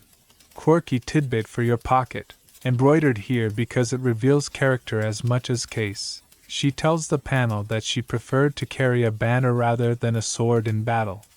For I have never killed anyone. And that her banner read, Jesus Maria, with painted angels. She talks about her haircut as a practical matter and her armor as a uniform, not a costume. It's not legal proof, it's tone. The voices she claims do not teach her shortcuts. They tell her to confess, to attend Mass, to urge mercy to towns. The file notes that, and then keeps worrying the dangerous edges. Clothes command obedience. Historians still argue whether the Rouen trial was primarily a legal proceeding warped by English politics or a political proceeding laundered by law. They argue how many procedural rules were bent, prison conditions, absence of a proper advocate, the choice of assessors, and they argue what, precisely, Jean heard, saints, angels, an interior grace named in the grammar she had, or a modern, diagnosable phenomenon. The transcript refuses to settle it for you. What it does show, in long columns, is the Church trying to do the thing it promised in our earlier chapters: separate glow from glare by obedience, content, and fruit. They return again and again to clothing. It looks petty until you remember the desert test. Will the angel sweep? Cross-dressing in their file is not a runway question, it is a symbol of lanes. Does the vision authorize you to step outside ordinary custom and vow? Her answer is half practical, men's clothes in a soldier's prison, half principled, God's call, and the panel cannot find a drawer that fits. The law wants tidy taxonomy. Charisma arrives wearing armor and a baptismal name. The trial stage lights the chain of custody. Rule we've been humming. At Poitiers 2 years earlier, sympathetic theologians had examined her and found enough piety and prudence to let a king gamble. Now at Rouen, a hostile bench examines that earlier discernment with a microscope. You watch the themes we've collected step into the witness box. Private revelations do not bind the faithful. Heavenly messengers do not alter creed. Visions submit to pastors. Fruits matter. Jean's life supplies some good fruit: prayer, courage, loyalty, and one set of thorns the court can hold: refusal to exchange clothes, words about direct obedience to God. The case tilts. There are tiny domestic moments that keep the room humane. She asks for confession and communion. She asks to be held in an ecclesiastical prison with women and is refused, a decision the retrial will underline with quiet fury. She asks about the feast calendar as if it were a friend, and the notaries dutifully write it down. You watch the Church being itself at its best and worst: meticulous, prayerful, political, tired. When sentence lands, it lands in the language of care twisted into caution, salvation invoked, obstinacy named, relapse defined. The square outside will see smoke and official phrases. We avert our eyes because bedtime stories do not rehearse pain for spectacle. What matters to our theme is the lesson administrators took from the ache. Angels, or those who speak of them, can tilt a town faster than devils precisely because they dress their revolutions in obedience. If the obedience fails, the revolution shows. The story does not end with the stake. It ends with files and arguments, which is how the Church repents. The nullification trial questions witnesses, learns about prison conditions, notes irregularities, and wraps the Rouen verdict in a ribbon marked unjust. It reads like a giant household saying, "We were wrong, our lanes were bent." And then, much later, a canonization gathers up devotion and history and teaches parishes to name this daughter a saint. You feel how long institutions can take to think. You also feel the mercy of slow thought. As you doze in the back row, another theme hums into place. Demons, the Church says, are straightforward enemies. Their tricks are gross, their ends are fracture, and the handbook for resisting them lies by the front door. Angels, or claims about them, test family loyalty. They ask whether the living God can surprise a household without burning it down. They press bishops to prove that obedience is really a lantern and not just a leash. Jean's case, whatever you finally conclude about voices, forces the Church to show its homework. Do you protect the sacraments, the poor, and the common life? Do you test lights by fruits? Do you admit when you've misread a daughter? Job 2 wanders in wearing a notary's cap. If heaven ever wants to send a message to all Europe, perhaps it could add footnotes and the diocesan seal. You smile because you know that isn't how love writes. Love writes in brave handwriting and makes you figure it out together. You walk out through a cloister where laundry flaps on lines. A sister shakes a cloth the way a judge shakes a sleeve. You hear, from some room, a young voice singing a psalm about trust. The bureaucracy feels less like a machine and more like a long kitchen where people argue about recipes and try to feed a lot of cousins. Jean's trial is a hard dinner conversation you don't finish in one sitting. The Church will keep eating with her for centuries. Before you close your notebook, you write a sentence that will help you sleep. The fear of angels is a fear of unfiled good, good that could bypass the table. The remedy, awkward and kind, is to keep a table big enough for surprises and sturdy enough for storms. Jean's voices made administrators sweat. They also made the Church practice its own rules: test, wait, review, repent when needed, and teach the next generation to love light without hiring it. Joke 3 taps your shoulder as you leave. You picture a little sign over every tribunal door. Please declare all visions at the desk. Unclaimed illuminations will be donated to the poor. It's silly, and it's also what the Church, at its best, tries to do: turn private fire into common warmth. You walk from the courtroom into a hallway where doors are marked not with numbers but with names you've heard whispered like lullabies: Hildegard, Catherine, Bridget, Teresa, John. The corridor smells faintly of ink and lavender, and somewhere a confessor clears his throat the way a metronome clears a room. This is the place where visions learn their inside voice, where bright visitors take a number and sit, and where obedience is not a leash but the nightlight everyone agrees to leave on. A nun passes you carrying a basket of onions and a manuscript. That pairing is the point. Here the question isn't whether heaven can knock, it's whether the household stays fed when it does. The standard ritual starts the same way. You tell your confessor what you think you saw. He tells you to keep praying, keep scrubbing the refectory floor, and write down what returns. If the message grows a good spine, humility, patience, charity, then the circle widens, an abbess, a bishop, maybe Rome. Joke 1. If an angel shows up and refuses to wait in the same line as the onions, the porter has instructions to show at the garden. You pause at a doorway and Hildegard of Bingen looks up from a page that glows and greens the way spring does when it means it. She explains, almost apologetically, that she began to see the living light as a child and hid it for fear of sounding ridiculous. Then, under obedience, her word, she wrote. Mainstream fact, said as neatly as her musical neumes, at the Synod of Trier in 1147-48, Pope Eugene III had excerpts of Hildegard's visions read aloud, encouraged by Bernard of Clairvaux. The Pope urged her to continue, effectively placing her revelations under a supervised blessing. That's the rhythm this hallway loves. Talent offered, tested, and then bracketed with a nod. Hildegard writes with the confidence of someone who knows a grown-up is standing in the doorway.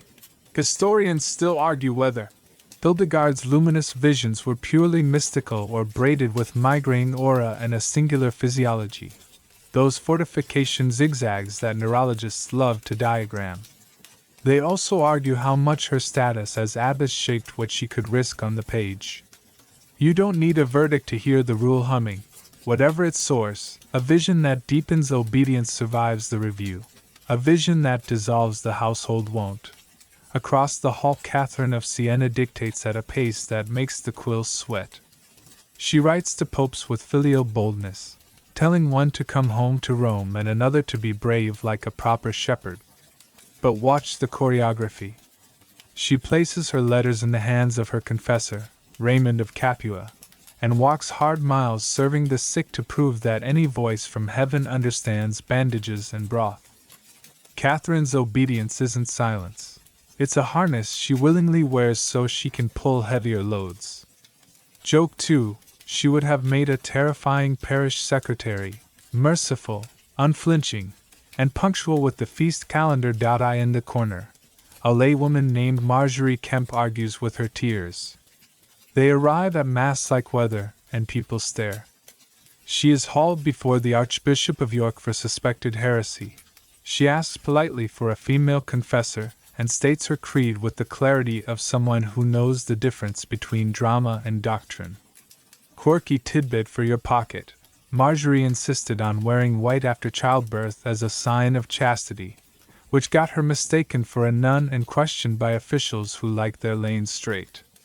She didn't found a sect, she founded a spectacle of weeping. The church's response was to test her, not to brand her. She wandered home with papers and a reputation and a lesson. Private thunder must not drown the psalter. The rule of Benedict pads along like a familiar cat and rubs against your ankles. Obedience, it murmurs, is the first step of humility. In this house, you promise stability and conversion of life.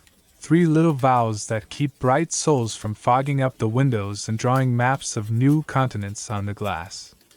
Monastic culture invents something tender and unshowy called the manifestation of conscience. You tell your superior where your thoughts braid and snarl, not because she is nosy but because light likes being shared. Administrators adopt this as a bedtime policy. Visions stay healthy when tethered to a voice you did not choose. Mainstream fact, tucked like a ribbon into your sleeve. Teresa of Avila, 16th century reformer with shoes that squeaked across Spain, submitted her life, vita, to theologians and the Inquisition. She revised under direction, she traveled under obedience, and she taught her daughters that if a locution tells you to skip the kitchen, you should mop twice just to be safe. Teresa will speak in metaphors of water and castles, but her house rules are concrete. Keep the hours, keep charity, keep the broom near the door. It is the desert's broom, updated with Spanish polish. The hallway has a smaller room labeled Director. A priest or abbess sits with a ledger that holds no numbers, just souls. He does not tell people what God says, he listens for tone. Does this, angel, make you secretive? Does it feed vanity? Does it grow impatience with ordinary sacraments? If the answer is yes, the director prescribes a dose of boredom, keep silence, attend community, confess clearly, do your chores. You can hear a bishop in another century smile, because this is the preventative medicine that keeps his mail quieter.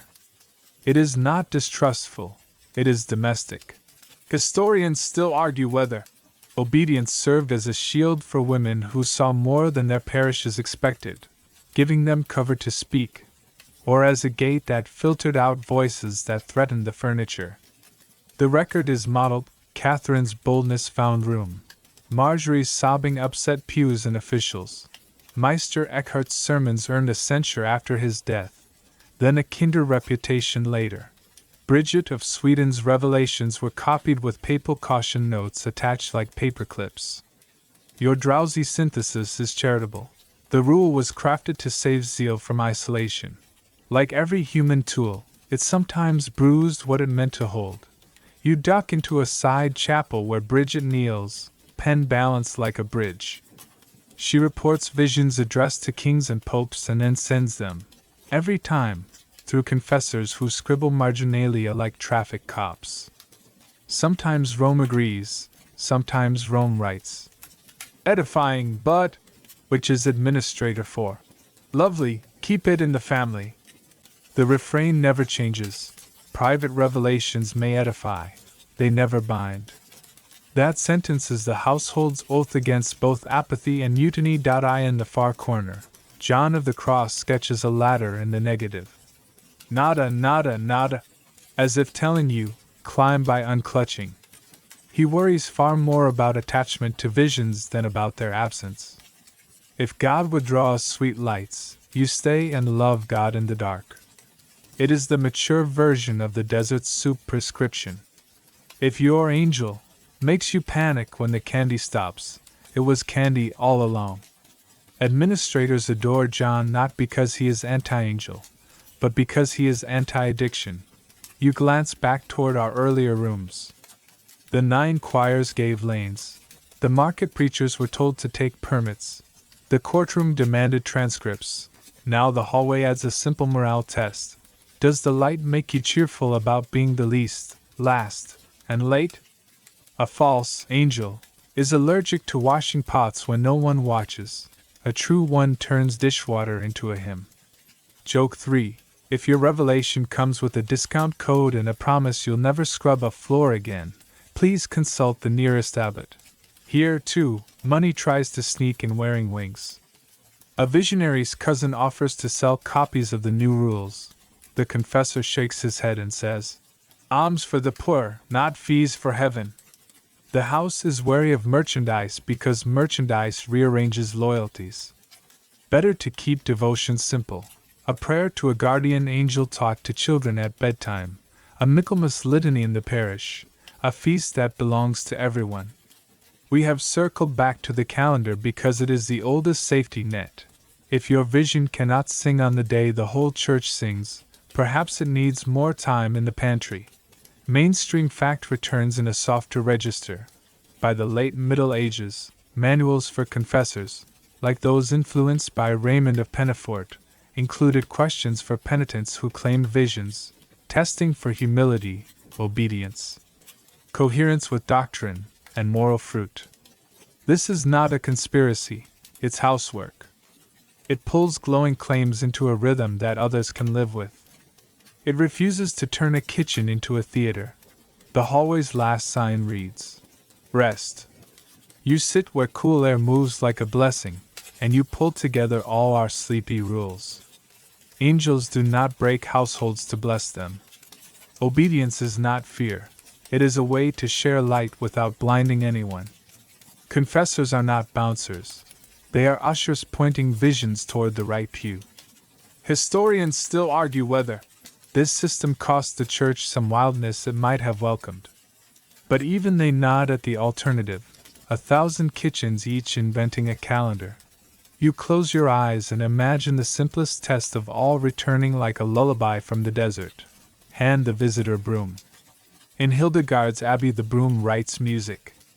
In Catherine's hospital the broom smells like vinegar and courage. In Teresa's convent the broom squeaks on tile while locutions wait their turn. In your parish, tomorrow, the broom sits by the sacristy, happy to be ordinary. You smile because the test is so human it might be from heaven. Love will gladly help with dishes. You rise lighter than you sat. If a bright voice finds you in the night, you know what to do. Tell someone you trust. Keep your chores. Ask for fruit that helps other people more than your diary.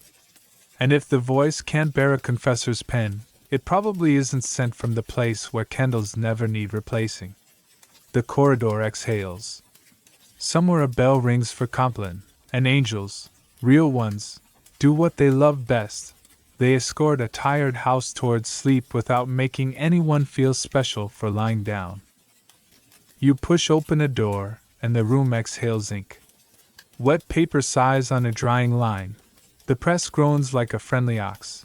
The compositor pinches tiny metal letters and sprinkles them into a composing stick with the serenity of a monk shelling peas. Then you see the woodcut, wings, trumpet, bright banner. The caption promises a true relation of an angel seen above the Miller's Bridge this past Tuesday, with suitable admonitions. And there it is, the new nervousness in linen sleeves. Rumor now has boots, and those boots are very good at walking.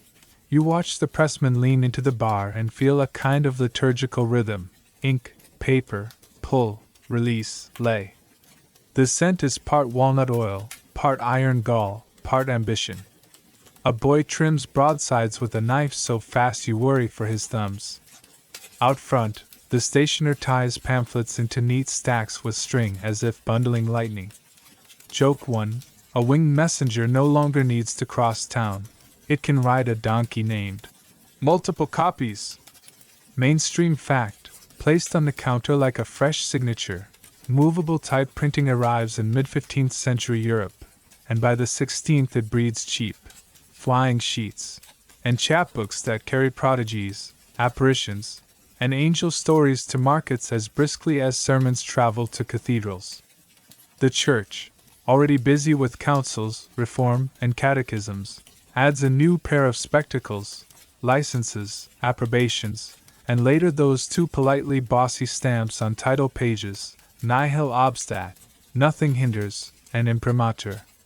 Let it be printed, usually granted by a censor and a bishop.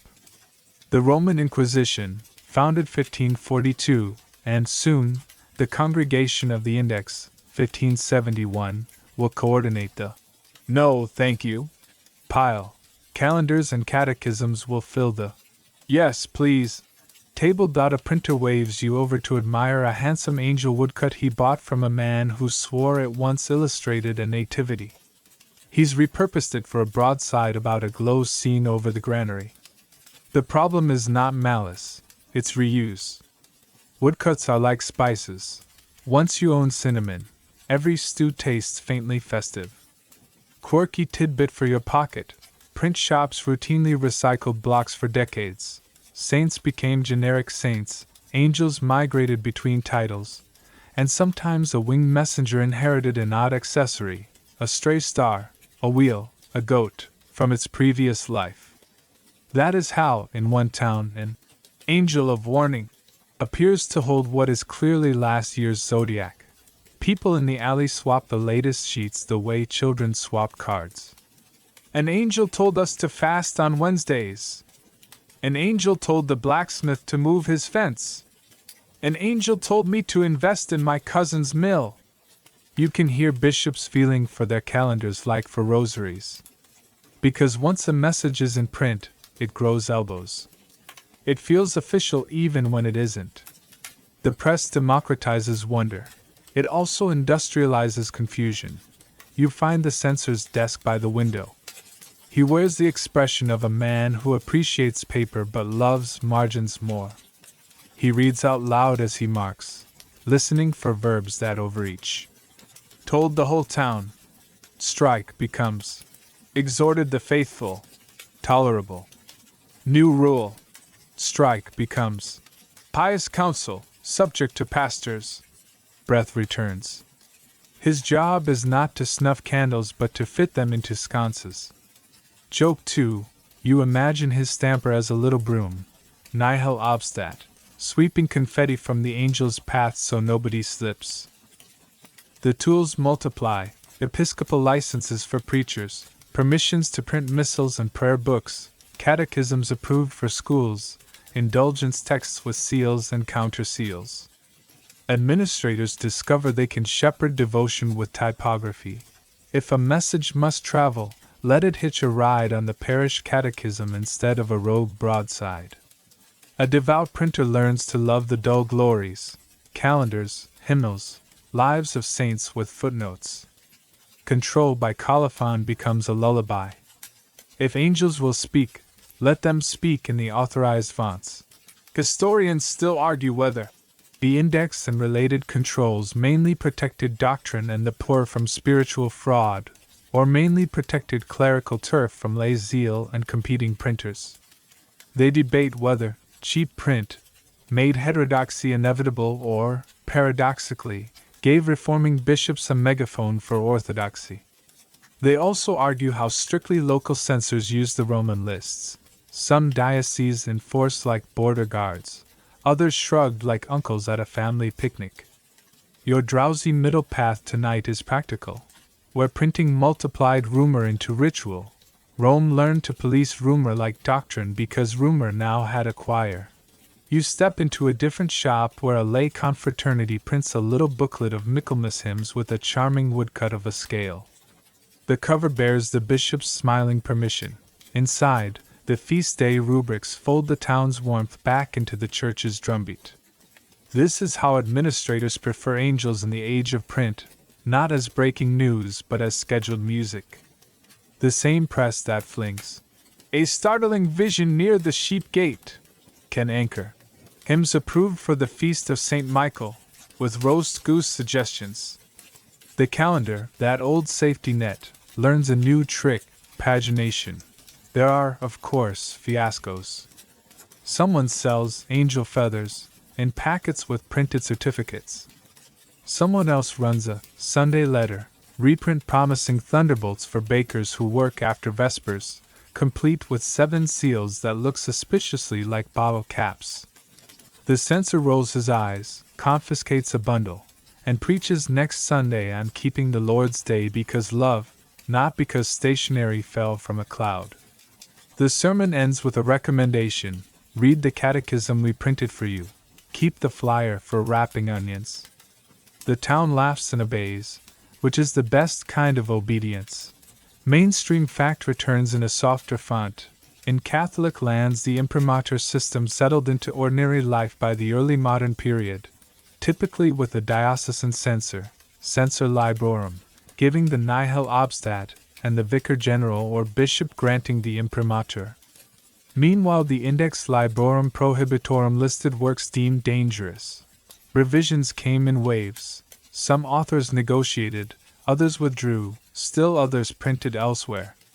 The arrangement was uneven, sometimes heavy-handed, sometimes mercifully boring, but always aimed at keeping kitchens fed while preventing each oven from inventing its own gas line. Printers themselves become lay theologians by habit. A good one can smell a rogue line. The angel decreed, too hot. The angel consoled, fine. The angel guaranteed, send back for edits. The angel suggested prayer and alms, print extra, bundle with hymn sheets. You see why bishops cultivate pious printers the way abbots cultivate sturdy donkeys. Distribution is a sacrament of its own kind. Quirky tidbit number 2, some shops develop house ornaments, little fleuron angels, tiny wings, daisy halos, that sprinkle through catechisms and calendars so children grow up associating angels with the ordinary smell of glue and sewing, not only with shocks and fields. Printing domesticates iconography. It turns wings into margins. That's not cynicism, it's pedagogy. The more angels live on page corners and pew cards, the less they are drafted as mascots for breakaway clubs. The trouble you've seen before returns with a new coat. A visionary's cousin prints a fundraising letter claiming that failure to buy the pamphlet may grieve the archangel. The bishop writes a soft rebuke: give alms if you like. Salvation does not require subscription. You hear the pastoral principle we've been tracing find a new address label. Privatized angel economies get told to share or be quiet. Bells should call neighbors, not customers. Meanwhile, another printer shows you a modest book of approved prayers to one's guardian angel, stamped, dated, affordable. It is the typographic form of pastoral genius, a devotion safe enough for nurseries, deep enough for the dying, and standardized enough that no one needs a private newsletter to feel accompanied.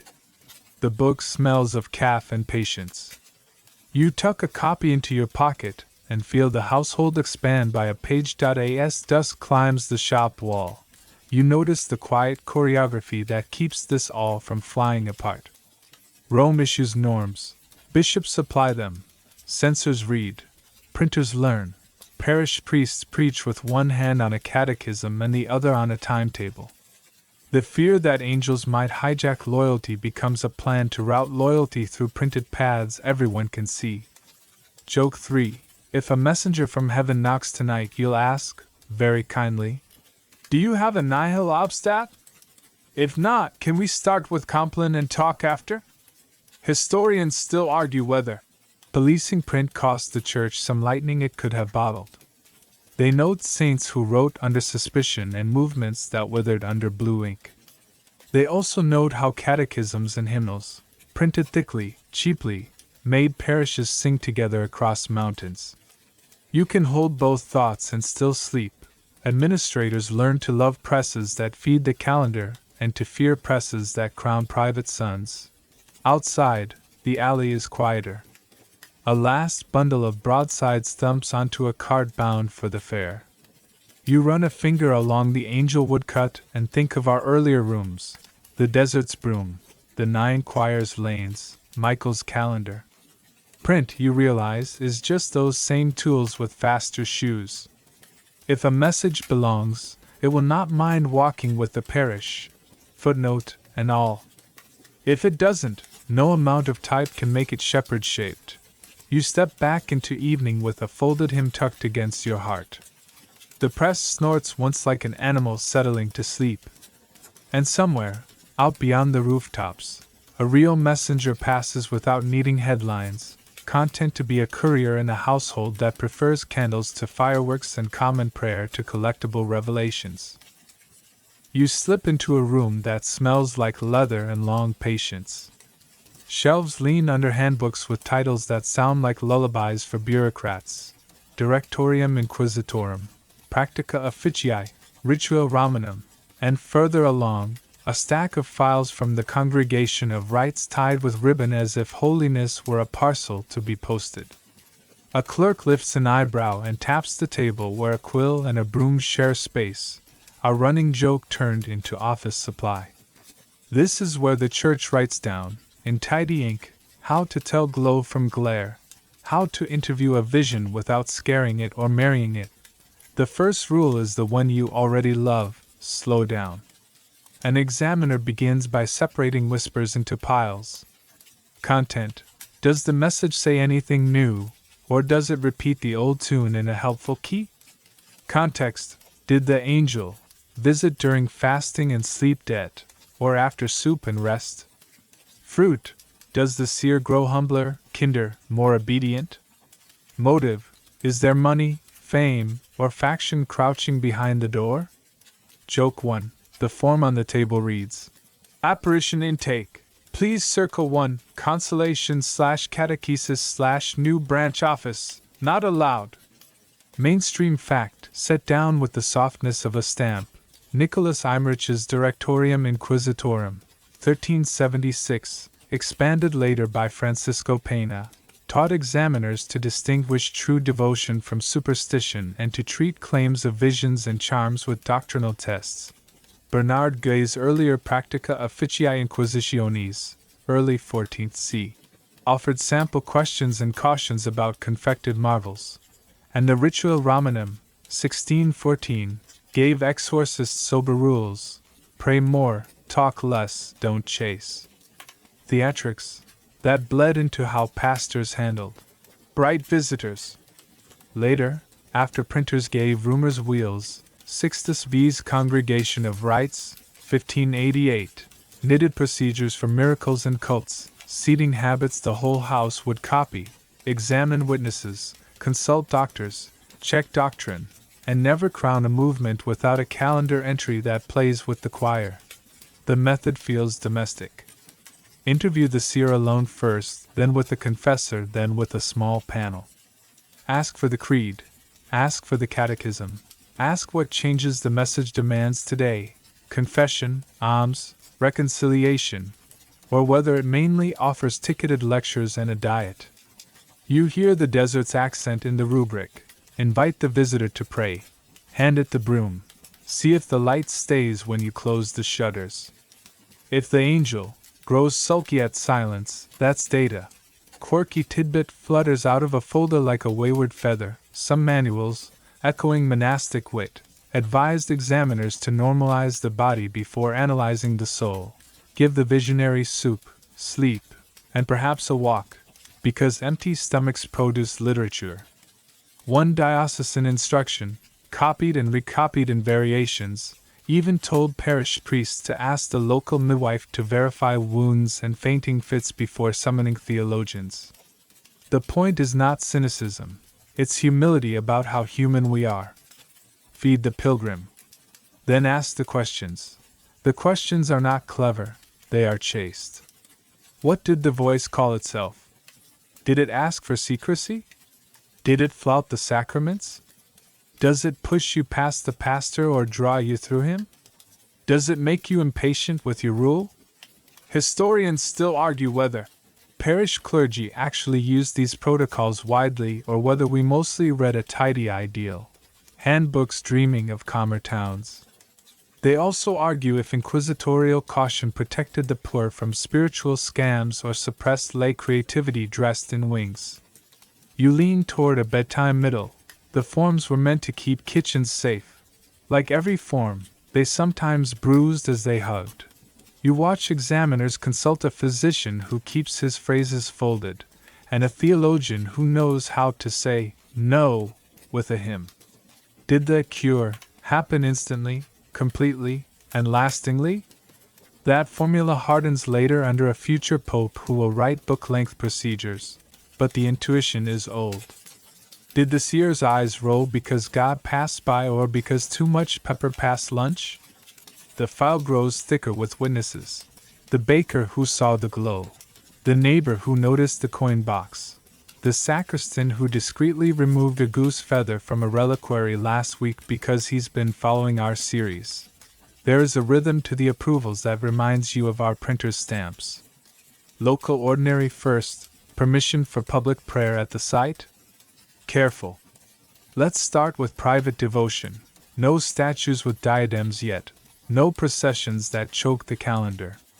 If reports persist over months with good fruit, perhaps a small chapel, a blessed image, a fixed prayer with ordinary words.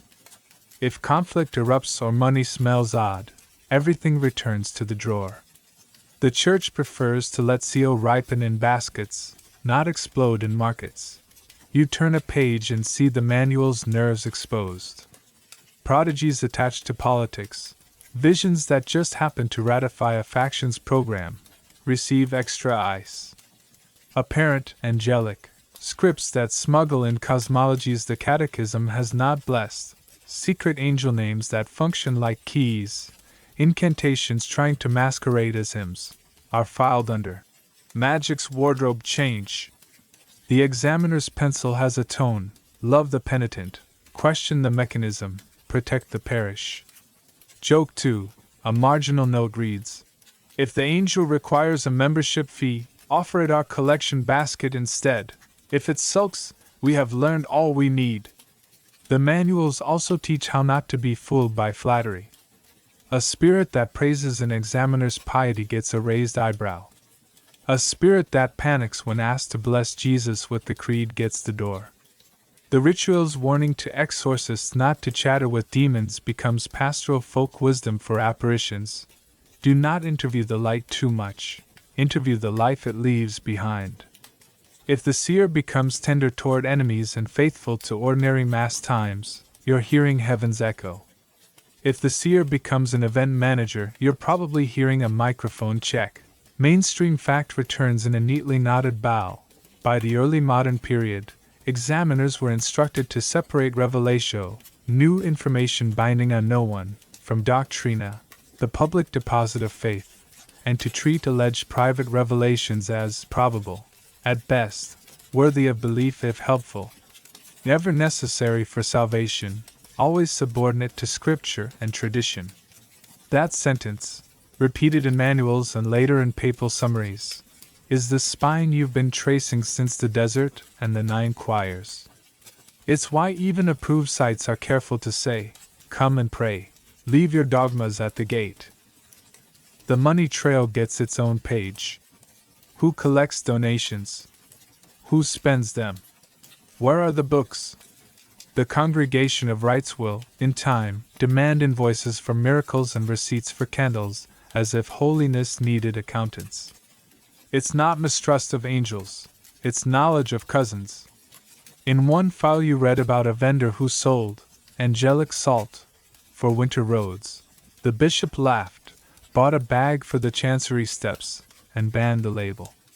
Pastoral care sometimes looks like dad jokes with a ledger.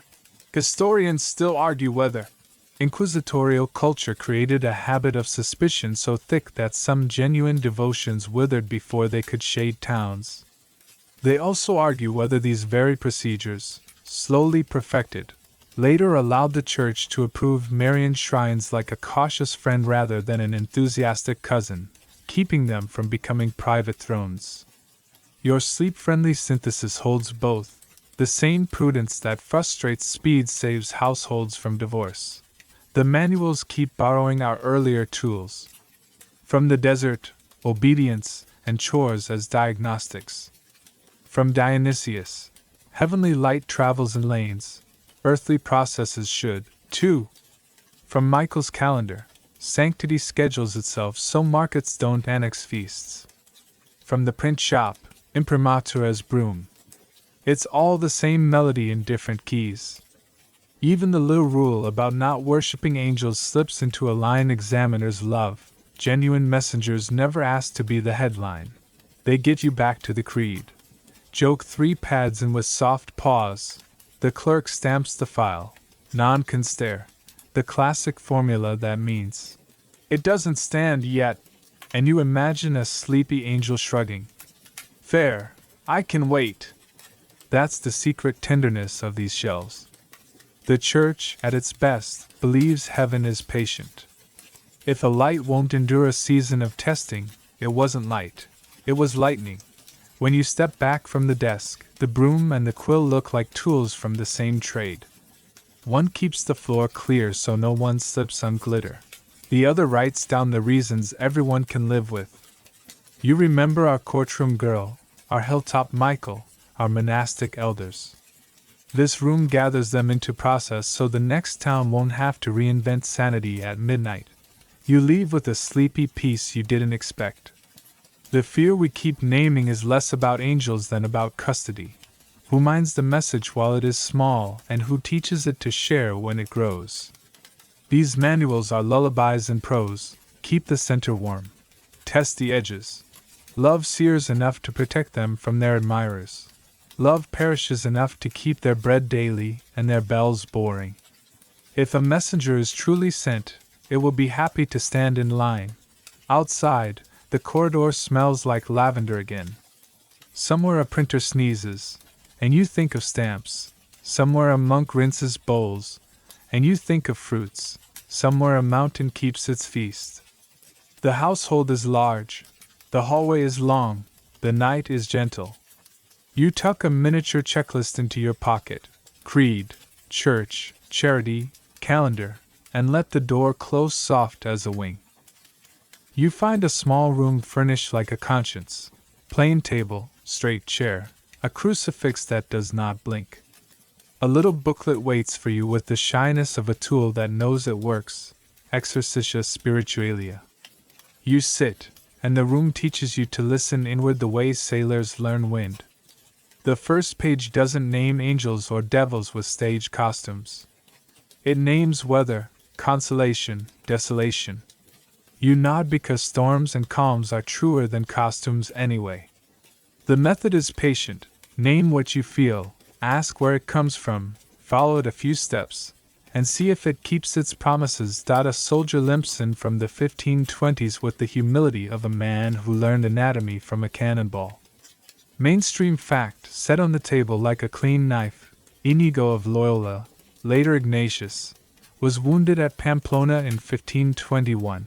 Convalescing, he swapped romances for saints' lives, noticed which daydreams left him generous and which left him hollow, and later, near Manresa, formed the rules for discernment. That will become the Society of Jesus' Quiet Engine. Pope Paul III approved the order in 1540, Regimini Militantis Ecclesiae, and in 1548 a papal brief praised the spiritual exercises. The Church, busy with councils and print and quarrels, suddenly had a pocket tool to test. Angels of light. Without insulting the light itself, you try the tool. Consolation, Ignatius says, is not mere warm fuzzies. It is any deep tilt toward faith, hope, and love, tears that rinse you into courage, a clarity that sends you back to your neighbor's sink, an energy that makes the creed feel roomy. Desolation is the opposite weather, chill, curl, fog, a muttering.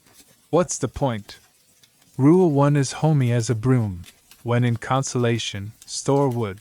When in desolation, don't rearrange the furniture. Joke 1.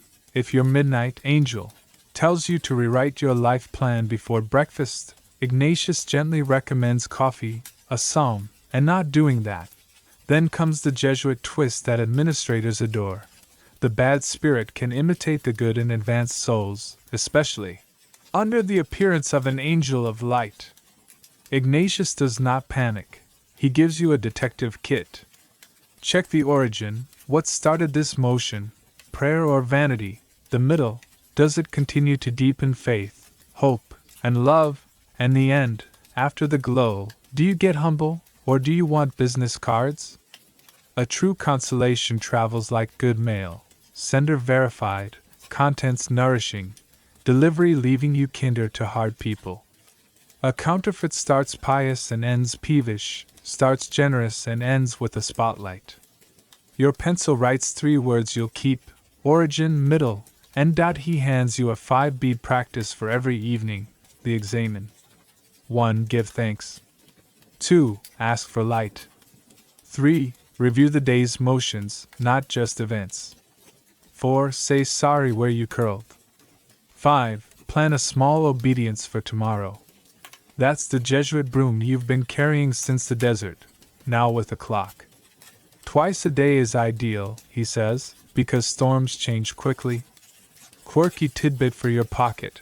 Early companions kept tiny notebooks of motions, not diaries of deeds but weather logs of hearts, to notice patterns the way farmers watch a sky.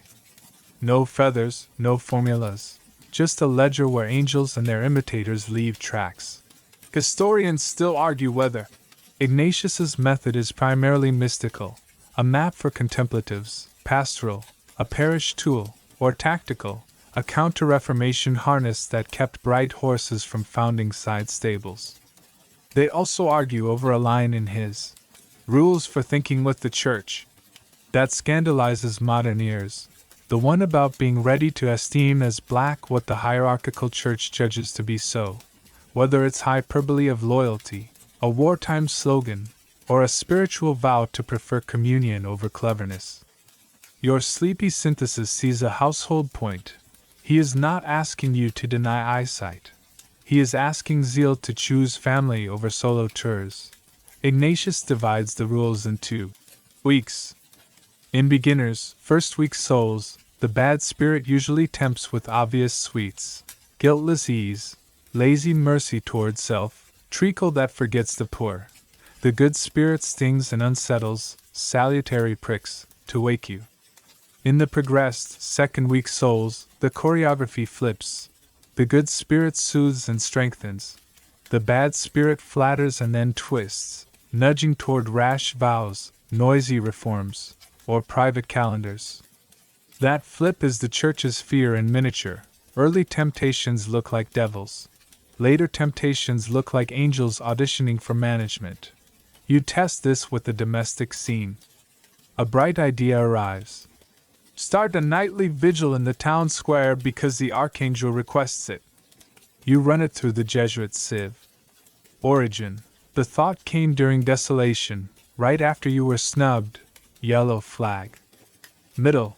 Imagining it makes you irritated with your pastor. Redder flag. End. You fantasize about interviews. Full crimson. The broom votes no. Another idea. Visit the neighbor you avoid and bring bread. Origin, morning prayer. Middle, a quiet cheerfulness. End, humility and a habit you could keep. That's consolation walking in parish shoes. Mainstream fact returns with a seamstress's patience.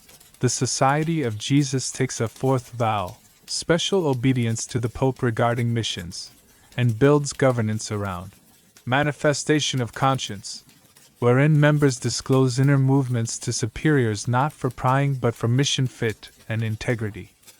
That sounds administrative until you live it. It's a household promise to keep angels in lanes. No private sons, no boutique obediences. Administrators hear music. The 9 choirs got a field manual. Ignatius adds comic practicality to the warfare. In desolation, he says, change nothing. Increase a little your prayer, penance, and examen. Think how you will laugh kindly at this fog later, and remember the last real consolation as a fact, not a feeling. In consolation, plan for the next valley with concrete choices and written safeguards. Joke 2. You draft a tiny, rain plan, and stick it in your pocket. Call father, eat soup, no manifestos after 10 p.m. He also gives tone tests.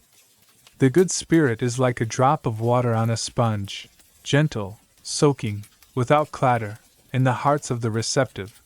The bad spirit in the same souls is like water on stone, splash, noise, skitter. In stubborn hearts, reverse it.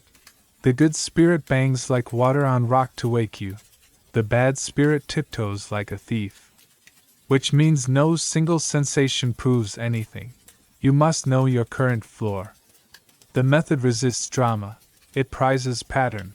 Historians still argue whether Ignatius's mystical experiences at Manresa, near the Cardona, should be read as classic contemplative graces in scholastic dress or as something more idiosyncratic shaped by Basque chivalry and post-trauma scruples.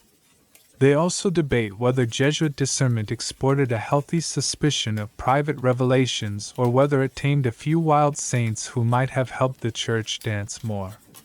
Your lullaby answer keeps both hands open. Discernment is a brake and a steering wheel. It saves more wagons than it slows. You tried the exercise's imaginative prayer, the composition of place. Picture the Annunciation, he says. Hear the house creak, feel the floor cool, watch the messenger's greeting bend like a bow that respects a woman's freedom. This is how Ignatius keeps angels from commandeering kitchens. You pray scenes where heaven speaks, and then you notice that the real miracle is how the message makes someone more obedient and brave, not less. The method trains your nose. Angel of light that leaves you aloof? Suspect. Angel who makes you useful? Welcome, please meet the broom. The Jesuit charism is not anti-vision, it is anti-unexamined vision. Parish application is almost boring, which is why it lasts. Teach the examen to teenagers, coach a finance council to test bright ideas. By origin middle end, ask retreatants to write fruits, not fireworks. Administrators convert that into policy with a smile. Before a new devotion gets flyers, does it deepen faith, hope, love, and Sunday Mass? If yes, imprimatur. If not, bucket for glitter. Quirky tidbit number 2. Ignatius could be so moderate about penances that he once told a zealous novice to eat partridge and take a nap. Discreta caritas, he called it, the charity that knows measurements. The same man who slept in caves learned to schedule meals. Which is the point of this whole series. Lions become calendars, fire becomes candles, angels become couriers inside households that refuse to turn kitchens into stages. Joke 3 taps your sleeve wearing a tiny Roman collar. You picture an archangel filling out an Ignatian examen. Grateful 4, shepherds, courage, clean windows. Desolation trigger, when mortals attribute to me new fasting rules. Resolution, appear less to single millers, more to choirs. You grin because even your humor has lanes now. When you stand, the chair has taught you posture. The fear you started with, why the Vatican sweated over angels more than over Satan feels less like paranoia and more like pedagogy. Demons are unsubtle. Angels, and their imitators, are where you need rules. Ignatius did not cage heaven, he gave earth a way to hear it safely. Origin, middle, end. Consolation that sends you to the sink. Desolation that does not get to right policy. Examine as broom with a clock. You step back into the corridor and feel the whole house breathe easier. The 9 choirs hum like a distant fan. Michael's feast keeps the calendar honest. The print shop stacks hymnals. The tribunal files, non-con star, without apology. And somewhere a Jesuit tells a student that if a bright thought cannot survive a night, a mass, and a conversation with someone who loves you, it wasn't a messenger, it was a mood. You nod, tuck the booklet in your pocket, and aim for supper, which is a sacrament of sanity in its own right. You drift into the sacristy at dusk and find the calendar spread like a quilt, squares of parchment stitched with saints, fasts, and those winged names we've been courting all night. The sacristan smooths a corner with the same tenderness he uses on altar linens. He winks and says what chancery clerks say when they're feeling poetic. Keep the calendar, and the calendar will keep you. You run a finger to late September and feel a steady hum, Michael. Not the only angel day in Christendom, not the noisiest, but the one that ties every parish clock to a single bell. Mainstream fact, placed on the sacristy table like a brass weight. After the Council of Trent, 1545 to 1563, Rome tightened the liturgical belt. Pius V issued a standardized breviary, 1568, and Roman Missal, 1570, pruning boughs of local feasts and usages, and Sixtus V created the Congregation of Rites, 1588, to mind the details. Who gets a feast, which rank, what texts, and how many candles before breakfast. The goal wasn't to turn churches into copies. It was to keep the household from becoming 100 kitchens with clashing menus. Angels benefited from the order, and they were also gently leashed by it. You sip the quiet and watch how scheduling is theology in a cardigan. Local calendars had mushroomed with angel days, apparitions on cliffs, dedications of shrines, anniversaries of rescues at sea. Some were wholesome, some were entrepreneurial. The Tridentan tidy-up didn't ban love, it gave love an appointment. St. Michael's on September 29th remained. A handful of older regional angel feasts survived where custom was strong, and, over the next generations, a universal feast of the holy guardian angel settled near the edge of autumn, a calm way to teach every household that heaven watches without handing out private passwords. Joke 1. The Curia's motto could be, surprise us on schedule. You remember our mountain shrines and smile. Mont Saint-Michel can keep its tides and tin badges. The calendar quietly insists that when the choir sings Te Splendor, it sings the same notes in Lisbon and Lviv. That sameness is not bureaucracy, it's solidarity. When devotion becomes rhythm instead of rumor, parish cooks know when to thaw the goose. Pastors know which text to copy, printers know which woodcut to dust. People still tell stories about shining visitors in fields, but the calendar says, lovely. Tell them again on the day we all sing. The sacristan points at a column of ranks, double, semi-double, simple, tiny hierarchies that once governed how loudly a feast could sing over a weekday. You grin because even the feasts have feasts. Why the fuss? You ask. He answers with the patience of a man who can find his way around a linen closet in the dark, noise discipline. If every new angel apparition earns top billing, Sunday drowns. So Rome keeps the center of gravity on the mysteries of Christ and seasons of penance, then lets honored spirits glow in orbit. Michael keeps a bright ring. Lesser angel commemorations stay like candlelight, not fireworks. Joke 2. Think of it as liturgical volume control. Nobody gets to bring their own megaphone. Quirky tidbit for your pocket. In some towns, the parish posted the year's feasts on a painted board with tiny movable pegs, saints, fasts, and market days all in one glance, so that bakers, beadles, and bookbinders could plan their dough, their bells, and their deadlines. Michael's peg, a little gilt sword, rode up and down the column as leap years nudged him through weekdays. Children learned months by counting how close they were to the roast. It's domestic astronomy, homes using heavens to time ovens. The calendar's pastoral genius is its way of redirecting zeal. A visionary says, "An angel told me Wednesdays must be fasts with a special hymn." The bishop smiles, folds the hymn into compline for Michael's Day, and teaches the parish a sung refrain about protection that doesn't require midweek revolutions. This isn't cynicism, it's care. Private light becomes common warmth by becoming repeatable. The instinct has ancient roots. Synods and bishops had been regularizing feasts long before Trent, but the early modern turn gave the curia a metronome and the will to use it.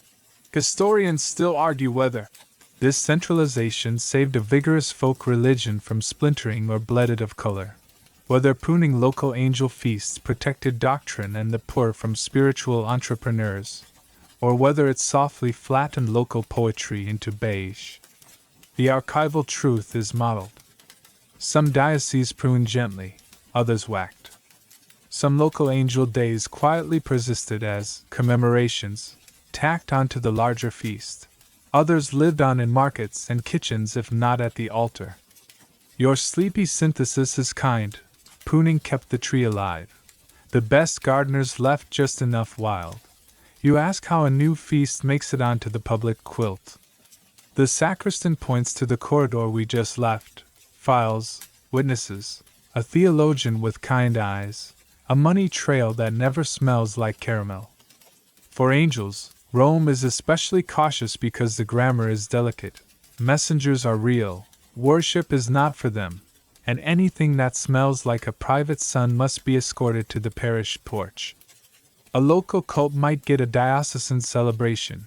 To become universal, it needs decades of good fruit and zero appetite for bossing Sundays. The congregation of rites tallies, trims, and occasionally says the magic words every administrator falls asleep to. The cultus servando, keep the devotion as is, and please stop adding verses. The calendar is also a shield. In towns where people worshipped angels, with an energy that worried pastors, assigning one sober day and one sober text meant the rest of the year belonged to the ordinary. Instead of chasing down backyard litanies about 9 secret names and 7 secret Wednesdays, a priest could point to the missal and say, "Pray this. It's better poetry and less likely to blow a window." The trick is disarmingly human. Offer beautiful words often enough, and the appetite for homemade megaphones wanes. Mainstream fact takes a bow in another outfit. September 29th in older Roman books isn't just Saint Michael. It remembers the dedication of a Roman basilica in his honor, and over time in the West the day gathered other archangels under its wing. Meanwhile, the simple prayer to one's guardian angel, child-sized theology, spread widely by the early modern period, cementing in families the notion that heaven's couriers keep company without issuing memos. This pairing, one public festival, one domestic habit, turns the fear of hijacked loyalty into a habit of shared loyalty. Economy listens at the door whenever calendars sing. Merchants love predictable feasts, so do landlords and law courts. Michaelmas became a quarter day in many places, rents due, terms beginning, harvests tallied, and that bourgeois gravity pleased bishops too. A feast that pays the choir keeps choirs patient. Of course, markets will be markets. A tinsmith offers angel medallions shaped like scale pans. A goose seller advertises birds, honored by Michael himself. The cure, as always, is not scolding but schedule. Let the parish bless geese by the font with a sober prayer, and the tinsmith's patter sounds less like theology and more like gravy. Historians still argue whether Attaching civic rhythms to feasts was piety civilizing commerce or commerce domesticating piety? The answer, which keeps historians employed, is yes. But for our bedtime theme, the blend is a feature. The more a feast stands where law, rent, and school already stand, the harder it is for freelance angel clubs to create breakaway calendars. Joke 3. If an angelic vigil conflicts with school term and goose roasting, the goose wins. Which is exactly the point of pastoral engineering. You trace October and see the gentle neighbor to Michael, the day that teaches children to whisper, "Angel of God, my guardian dear," before sleep. That's the Church's favorite sort of angelic devotion, humble, portable, supervision-friendly. No hills to climb, no pamphleteers. A mother at a kitchen table can teach it, and a bishop can smile because it doesn't need a notary. This is centralization at its most tender. One small prayer scattered like seed over stovetops and cribs. The sacristan folds the calendar with that small sigh people make when the day's linen basket is finally empty. You carry away a rule we've been circling since the cliff and the court. Calendars are bridges. They take what could become a private road and turn it into a lane anyone can safely walk. The Vatican's fear of angels was not fear of wings, it was fear of whirlwinds. Put the wind on the calendar, and it turns mills instead of tents. As you step into the nave, candles wink their tiny approvals. The feast day will come, not because a vision said so yesterday, but because a household learned long ago to keep time together. Tomorrow a visionary might dream again. Rome will smile and ask for fruit and for patience. If the dream belongs, the calendar has room. If it doesn't, Sunday still holds. You tuck that comfort into your sleeve like a folded collect. The clock in the tower finds its hour. Somewhere geese negotiate their fate with cranberry sauce, and a choir boy practices pronouncing Archangel without swallowing the middle. Order hums, not as a cage, but as a lullaby. You step off the church square into a fair where incense meets onions, and the stalls speak 12 dialects of hope. Tin badges wink, little shells for pilgrims of James, tiny swords for Michael, and somewhere a boy chases a goose that refuses to participate in theology. Then you see the table that makes administrators mutter into their sleeves, a velvet cloth, a glass dome, and a card that reads in exuberant ink, "Feather of St. Michael, certified." You feel your catechism clear its throat. Angels do not molt. You smile anyway and ask the stallholder how a spirit sheds down. He taps the glass with a ring and says the feather was found after a night of lights on the cliff. Proof left behind the way noblemen leave gloves. You hear Hildegard's corridor sigh and the printer's shop roll its eyes. The cheerful truth the church keeps tucked like a handkerchief. Angels are pure spirits. When artists give them wings, those are metaphors doing catechesis with feathers. Mainstream fact, stated as neatly as a sacristan folds linen, councils and theologians taught that proper relics come from bodies and belongings of saints, or cloths that touch them, brandia, not from borrowed props of metaphors. By the Fourth Lateran Council, 1215, new relics were not to be publicly venerated without papal approval, and bishops were warned against superstitio and profiteering under the name of piety. Later, the Council of Trent, Session 25, 1563, reaffirmed veneration of relics while ordering bishops to investigate claims prudently and stop abuses and illicit gain. In short, goose down, yes. Gabriel down, no. The stallholder produces a certificate, with a waxy blob you could mistake for an apricot. You've learned the feel of paper that has met a real chancery. Names, dates, a diocesan seal, sober Latin that yawns with dignity. This one reads like a romantic letter. Seen by many, admired by all. Joke 1. If your Authentica sounds like a sonnet, it probably won't pass the sacristy. You walk the aisle and see the spectrum that keeps bishops busy. At one end, honest souvenirs, lead badges stamped with Mont Saint Michel, amply of blessed water from a saint's well, ribbons printed with a prayer. At the other, curated mischief, vials of angel tears, glycerin with poetry, sachets of archangel salt for winter steps, and the evergreen feather from the heavenly choir, dyed just enough to embarrass a goose. Between them, gray zones. Contact cloths touched to an altar where a relic rests, ancient practice, defensible. Dust gathered from the step where a vision was rumored, less defensible. Splinters labeled. From Michael's spear. The spear exists in art, not in inventory. Quirky tidbit for your pocket. Medieval pilgrims loved badges so much that river dredgers around old bridges still pull up heaps of them. Little tin saints lost from cloaks after too much ale or rain. No one mistook them for bones. They were wearable prayers, conversation starters, proof you'd made the walk.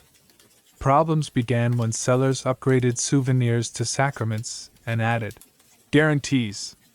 The church's counter-choreography is as domestic as our broom. First, catechesis.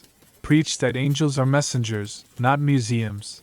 Venerate archangels by feast and prayer, not by glass domes. Second, paperwork. Keep inventories of real relics. Seal them with episcopal wax. Send along a sober letter, authentica, detailing origin and permission. Third, inspections. Visitors from the bishop peek into sacristy cupboards, check seals, and quietly retire dubious trophies to the rectory attic labeled catechetical teaching aids. Joke 2. Somewhere a vicar keeps a drawer called feathers for sermons and geese. Mainstream fact again, placed like a ledger on the table. By the late Middle Ages, and certainly after Trent, relics placed in altars were to be sealed and documented. Public display of new relics required episcopal approval. Simoniac's sale of sacred things was condemned from much earlier, and diocesan synods often published local bans against fairs hawking relics without proofs. In some regions, bishops ordered that alleged relics be removed from circulation unless accompanied by an authentica from a recognized authority. 19th century manuals even standardized the red wax seals and silk threads that tie reliquaries shut, all to keep cousins with glue from improving parish collections. You sit with a canon lawyer at the edge of the bustle. He explains how pious fraud often begins not with greed but with clumsy love. A recovering child receives a white feather on a day of prayer, the family whispers, "Angel," and an uncle with a talent for display builds a reliquary. "We try to save the love," the canon says, "and retire the prop." That's the pastoral tone that runs under the rules. Forbid the lie, keep the devotion, rehouse it in a prayer the whole parish can sing on Michaelmas rather than in a jar that teaches bad science. Historians still argue whether relic fraud was rampant or whether satirists and reformers exaggerated to score points. Erasmus teasing shrines with more apostolic arms than an octopus, Luther's lists of oddities, humanists rolling their eyes at Mary's milk, and duplicate Baptist heads. They also argue about lay savvy. Were buyers naive, or did most people treat curios with a wink while seeking blessed contact with the holy through recognized channels? The ledger of human motive is mixed ink. Your drowsy charity tonight lets both stand. Abuse has happened. So did millions of sane prayers beneath proper relics with real shepherds nearby. Back at the velvet table, you ask for the feathers story in slow motion. The seller mentions a cliff, a glow, a breeze. You hear our earlier rooms whisper. Printing made rumor sprint. Inquisitors learned to slow it. The desert taught chores as diagnostics. Dionysius offered lanes. The calendar tames calendars. Jesuits test weather by origin, middle, end. All those brooms point to the same sweep. Move the devotion from glass to choir. If people felt protected, teach the angel collect. If they gave alms at the dome, route that generosity to the poor box. If a seller loves attention, invite him to carry the processional cross on Michaelmas and give him no microphone. You watch a bishop's man do his job with velvet gloves. He doesn't thunder.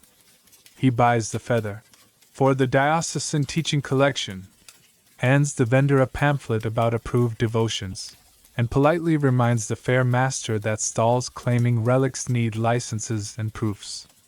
Later, the man will visit the parish and preach on why angels, being spirits, leave no bones, why saints leave ordinary bones that God honors, and why both are better loved by hours, candles, and alms than by sealed jars with lively imaginations inside.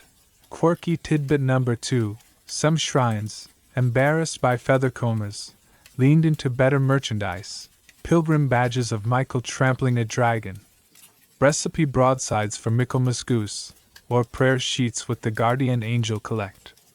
Good kitsch outcompetes bad theology more efficiently than edicts. The church learned that lesson early: give the town something tasteful to carry home, and the velvet domes lose oxygen. The money trail is always nearby, counting. A pamphleteer prints a certificate, for a fee, a cousin manufactures feathers to match, a visionary's circle hints that donations purchase special protection. Our printer from Section 10 reappears with an eyebrow. He will gladly print him sheets with imprimatur. He will not run angel insurance. The bishop's office posts a notice: no sale of sacred objects, no promises attached to souvenirs, donations for shrines to be publicly totaled. And suddenly the velvet cloth looks a little less blue. Mainstream fact, in a register you now recognize, closes the loop. The church's official language about relics eventually congeals into calm formulas. Venerate, don't worship. Honor, don't monetize. Investigate, don't improvise. And modern norms continue to require documentation, bans on sale, and prudence about new claims. Even approved apparition shrines, for Mary, not angel feathers, must publish financials and forbid trading in quasi-relics that confuse the faithful. It's the old household rule with new labels: share the bread, label the jars, keep the cousins out of the sacristy cupboard. Joke 3 wanders by wearing spurs from Michaelmas. You imagine a parish notice that reads: lost 1 goose feather near the font. Found many reasons to say the angel prayer at home. The congregation chuckles, and the point lands without bruising anyone's grandmother. As evening leans crimson, the stalls pack up. Children finger tin badges, grandfathers weigh geese with their thumbs, and the velvet dome disappears under a tarpaulin that looks suspiciously like a repurposed curtain. You carry away the same lullaby you've been collecting in every room: love what is holy, keep it honest, fold private sparks into public song. Angels do not fear losing business to the calendar. They never traded in feathers to begin with. They trade in courage and patience, and the simple appetite to be told again, on the same day as everyone else, that heaven keeps watch and the parish keeps supper warm. You wander from the fair into a quieter street where windows glow like nightlights, and you realize you're approaching the safest place angels ever learned to live: the parish front door at bedtime. A catechism class empties. Chalk dust drifts like domestic incense. A row of small hands waves to the sacristan as if he were an archangel in an apron. This is where the church gently answers the fear we've been tracing: give people a way to love angels that doesn't need a cliff, a pamphlet, or a cousin with a velvet dome. Just a pew, a parent, and a prayer you can whisper with your teeth half brushed out. A mother tucks you, honorary child, into a bench beside the baptistry while she waits for her oldest to finish choir. She shows you the shortest leash in heaven, 4 or 5 lines that fit in a mouth the size of a plum. You know the one. Most Catholic kitchens knew it by heart by the early modern period, taught in primers with woodcuts of a winged friend guiding a child across a narrow bridge. The point isn't to recruit a private bodyguard, it's to teach a household grammar. You are not alone. The help you're promised is personal but never freelance. And if your angel won't walk in through the nave like everyone else, it probably isn't one. Joke 1. If a messenger refuses to sit through the homily, it may be luminous, but it isn't loyal. Mainstream fact, set down as calmly as a bedtime glass of water. By the 17th century, Rome had settled the universal feast of the Holy Guardian Angels in early October, and catechisms across Catholic Europe recommended a simple prayer to one's guardian as daily habit. Later, popular art put the friendship on nursery walls, gentle prints of a child on a footbridge, a bright companion behind, and somewhere below a river that very politely never wins. The Curia hadn't abandoned angels to posters. It had domesticated devotion into a supervised rhythm, one feast on the calendar, one prayer in the home, leaving the parish in charge of timing and tone. You can feel how the architecture we've built supports the practice. Pseudo-Dionysius gave lanes that kept messengers from founding microdioceses. The desert taught chores as diagnostics. Michael's Day taught markets to sing on schedule. Print learned to stamp hymn sheets and starve rumors. Inquisitors learned to interview weather. Ignatius taught you to test consolations by Origen Midland. Now the parish gathers all that into a bedtime handshake. Friend, walk with me, and please say hello to my pastor on Sundays. You pass a classroom where the teacher cups her hands and explains that angels aren't baptizers or confessors. They're couriers who escort you to the one who is. She points to the sanctuary and says, "All roads home go through there." The class nods, as only 8-year-olds can, and practices the small prayer until it fits like a shoe. No feathers, no formulas, no newsletters. The devotion is not self-important, it's housebroken. Quirky tidbit for your pocket. In some places, grandparents taught children to leave a little space on the bench for your angel. A folk courtesy that doubled as a lesson in not hogging seats. And old prayer books sometimes advised greeting your guardian when you entered church as you would a friend you brought along. No theatrics, just manners. Household customs like that looked trivial to satirists, and like gold to pastors. Small habits that bent the heart toward company and away from private sons. You visit the rectory where the pastor keeps a drawer labeled "Approved Leaflets," with the tenderness other men reserve for cigar boxes. Inside, a card with the guardian angel prayer, a calendar square for the feast, an evening collect for families, and a printable lesson plan about messengers who are strong enough to help and humble enough to disappear. The parish prints these by the hundred and hands them out at baptisms the way sailors hand out light jackets, useful and not at all dramatic.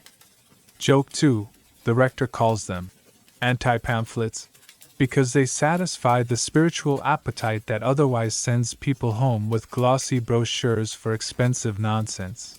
Historians still argue whether the explosion of guardian angel devotion in the Baroque era grew mostly from top-down pastoral strategy, post-Trent catechesis domesticating wild zeal, or from bottom-up household affection that bishops wisely blessed. They also argue whether the child-centered imagery tamed older, sterner angel themes too much, turning captains of hosts into babysitters. Your sleepy verdict plays the middle. The nursery prints didn't demote the captains, they trained new recruits. The same Michael who stands on dragons can carry a candle by a crib. As you wander, you notice how the devotion resists privatization. A school hangs a chart of the week with a small angel icon on the day the class visits the sick. A confraternity adopts a street for litter picking and calls it the Angel's Lane. As if heaven enjoyed brooms as much as we do, a funeral leaflet prints the gentle prayer beside the In Paradisum so the widows have it, and the choirs chant Hold Hands. None of that needs permits beyond common sense. All of it keeps loyalty flowing through altars and not through velvet domes. The pastor tells you a story about a miller's boy who claimed a glowing visitor told him to skip confession because the pure need not rinse. The boy, to his credit, reported the message. The pastor smiled and assigned the homework every angel loves: come to Saturday confessions and carry Father's stool. The glow didn't return. You can hear the desert chuckle, hand the visitor a broom, and Ignatius nod, origin, middle, end. The guardian angel channel stays open. The counterfeit station loses reception under a stone roof.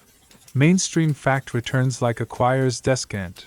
Theologians as staid as Thomas Aquinas and as practical as later catechism authors calmly taught that each person may be accompanied by an angelic helper who protects and prompts toward good. The teaching sits in the pious and probable register, not as dogma that binds like a creed, but as a tender conviction that has furnished sanctuaries and bedrooms with good company for centuries. The line pastors loved in all that prose is simple. These companions guide. They don't govern. The money problem still tries to sneak in with a halo, of course. Someone proposes private angel lessons for a fee, promising names, schedules, and special privileges. The parish replies with a smile. Come Tuesday night. The class is free. The privileges are sacraments. Someone sells angel oil that smells like furniture polish and promises safe travel. The parish blesses travelers at Sunday Mass with a short right and a steady hand. You see the pattern. Every time a cottage industry tries to monetize wings, a parish offers the same comfort for the price of belonging. Historians still argue whether this parish first model clipped some wings that might have carried the church higher, whether corralling angels into October and bedtime dulled the prophetic edge of celestial visitations. Maybe sometimes. But the alternative, you've learned, is not a soaring choir, it's a shouting market. Better a soft house song sung nightly than a bright solo that starts its own calendar. A father arrives with a child whose courage went missing at 2 a.m. The pastor kneels to their height and teaches the prayer as if tying a shoe. He doesn't name secret ranks or require special objects. He points at the tabernacle and the door home. Your friend walks with you, he says, but he works for him. The child repeats the line like a soldier practicing a countersign. A piece lands on the little face that neither feathers nor newsletters can buy. You remember the feather drawer from the fair, the printer's stamps, the tribunals. Non-con star. The Jesuits' examen, Michael's tidy goose day. Guardian angel devotion threads all those rooms together into a habit of affection that doesn't tip altars. It lets households keep a friend from heaven without starting a party the parish can't clean up. It is how the Vatican turned fear into furniture, solid pieces you can sit on, painted a cheerful white, with room left on the bench for a companion you can't see. Joke 3 follows you out into the porch light. You imagine a parish signboard that reads, Guardian Angels Welcome. Please check sides and private calendars at the door. It's silly and also true. The friends who walk with you to bed do not need sides. They need your yes to small obediences, dishes, apologies, showing up on Sunday even when the pew squeaks. Night pools in the nave. Someone switches off the sanctuary lamp for a moment to change the oil and then relights it. That tiny flame returning feels like the whole chapter. Guidance, not governance. Presence, not performance. A light that belongs to a room and makes rooms safe. You step out under a sky you cannot inventory and say the small prayer under your breath, the one that teaches you to love the one who sent the friend more than the friend himself. The bench beside you stays a little empty on purpose, and you walk home feeling accompanied and, better yet, accompanied into ordinary things you can do. You turn a corner and find a room that looks like a toolbox said its prayers. On a peg, a purple stole that smells faintly of old beeswax. On a shelf, a crucifix with edges worn by thumbs, a small reliquary with a saint's femur the size of a finger bone, and a stocky glass bottle that could be holy water or just very ambitious tap. In the middle, a stout book with leather corners lies open like a polite bulldog. The exorcist, calm shoes, calm breath, nods you to a chair. People think I like drama, he says, but honestly, give me a straightforward demon over a counterfeit angel any night. You settle in, because that sentence is practically our thesis boiled down to a mug of tea. Demons, he explains, behave not morally, but diagnostically. They snarl at holy names, they coil around pride, and if they're really present, they trip the same ancient wires. Unusual strength, knowledge one couldn't have, aversion to sacred things and words that usually taste like bread. The church wrote those wires into a checklist long ago so tired pastors don't have to reinvent thunder after midnight. Angels, or claims about them, are trickier. Counterfeits smile, flatter, and speak fluent piety. They ask for little detours around pastors and calendars. With the demon, the priest says, I reach for the book. With an angel, I reach for discernment. Guess which one gives me fewer paperwork? Charlie horses. Joke 1. You picture a filing cabinet labeled demons, forms inside, and angels, flowchart, 17 steps, snacks recommended. Mainstream fact, placed on the desk like a sensible weight. Since 1614 the Ritual Romanum has contained a formal rite of exorcism with sober instructions. Verify signs. Consult prudent doctors if needed. Avoid credulity and theatrics. Pray, fast, and use sacramentals. Holy water, blessed salt, the sign of the cross, the litany of the saints, gospel readings, the St.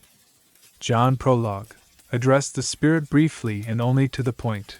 Never believe claims or dates it hisses. Never let curiosity steer the room. Earlier centuries had local handbooks and prayers. Later ages revised language and cautions, but the spines stayed the same: clarity, charity, and no stage lights. The rite is less doom movie, more sturdy plumbing. You watch him prepare the room like a grandmother sets a table. Crucifix within reach, stole folded, book ribbon on the page, small vial of blessed oil. No props that teach bad lessons, no gadgets that pretend to force God's hand. The holy water is not a spell, it's the household's courage in liquid form. Quirky tidbit for your pocket: older formulas blessed water and salt separately, exorcising the salt with a prayer that asked it to scatter every delusion and wickedness. Then mixing a pinch into the water. Domestic chemistry with theological manners. Before anything begins, there's triage, and it sounds like Ignatius with a stethoscope. Sleep debt? Grief? Scruples? Has the person been to the doctor? To confession? Are there patterns tied to places, resentments, or headlines? Not because doubt is fashionable, but because charity is. Nobody should be dragged through a rite when what they need is soup, a nap, a therapist, or a locksmith. Historians still argue whether the high medieval and early modern handbooks describe frequent practice or tidy ideals, how often exorcisms actually happened, how carefully physicians were consulted, how well parishes distinguished illness, fraud, and malice.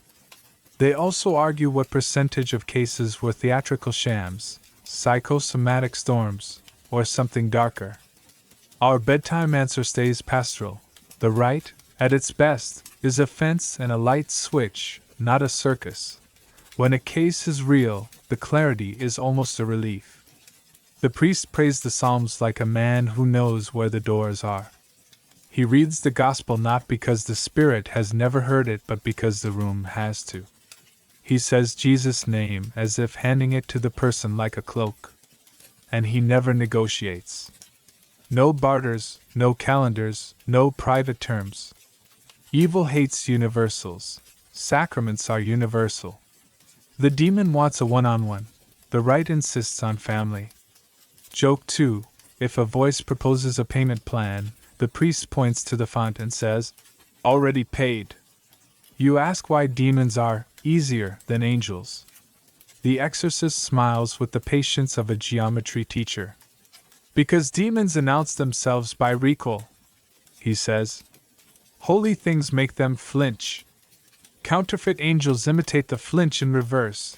They pretend to bask in holy language while bending it around the ego. A demon in a real rite eventually hates the creed. A false angel misquotes it politely.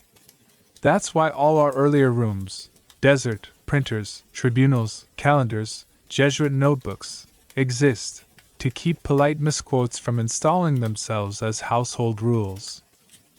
He tells you how priests burn out when they chase conversations. The rite warns them not to. Ask necessary questions, then pray. Don't collect lore. Don't let the Spirit write the minutes. Demons lie with a work ethic that would impress a guild master.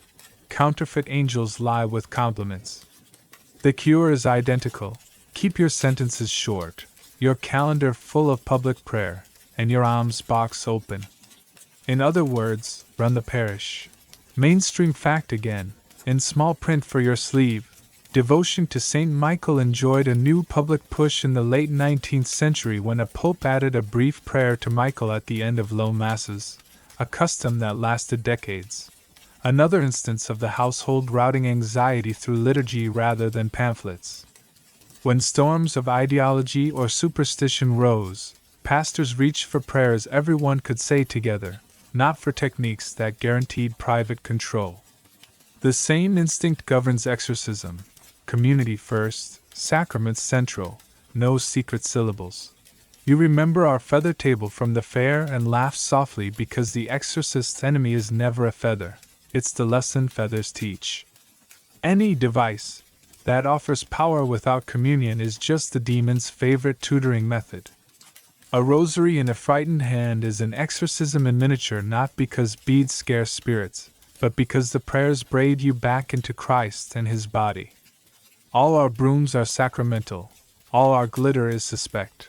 Historians still argue whether spectacular possession waves, think convent cases that drew crowds, were stoked by pamphlets and factional politics, or whether they revealed genuine spiritual wounds inside cloisters under pressure.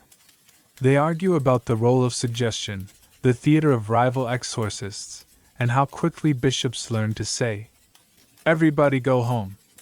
We'll pray the litany and stop selling snacks." Even the arguments serve our sleepy thesis.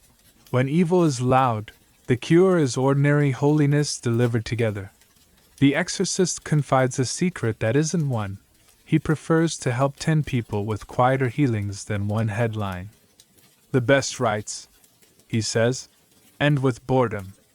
By which he means a return to the sacraments, sleep, reconciliation, modesty, work, domestic sanity. Angels, real ones, always aim you there. Demons, real ones, hate there. Counterfeit angels lure you away from there with courteous fantasies about being special. He gestures at our running broom. Give any visitor a job, he says. If it's heaven, it will help set tables. Quirky tidbit number 2, some priests, before a formal rite, will quietly pray the prologue of John. In the beginning was the Word. Over a troubled room the way a mother hums over a cradle, not a vampire ward, just a remembrance that creation starts in ordered speech, not in shrieks. Houses settle under that cadence. Dogs lie down. People remember they are not headlights in a field but members of a household that knows how to lock its doors and set out extra bowls. You ask about names, because stories always make much of them. He shrugs. Sometimes a name emerges, often it's just noise. More important is the name the rite uses and the names of the baptized in the room.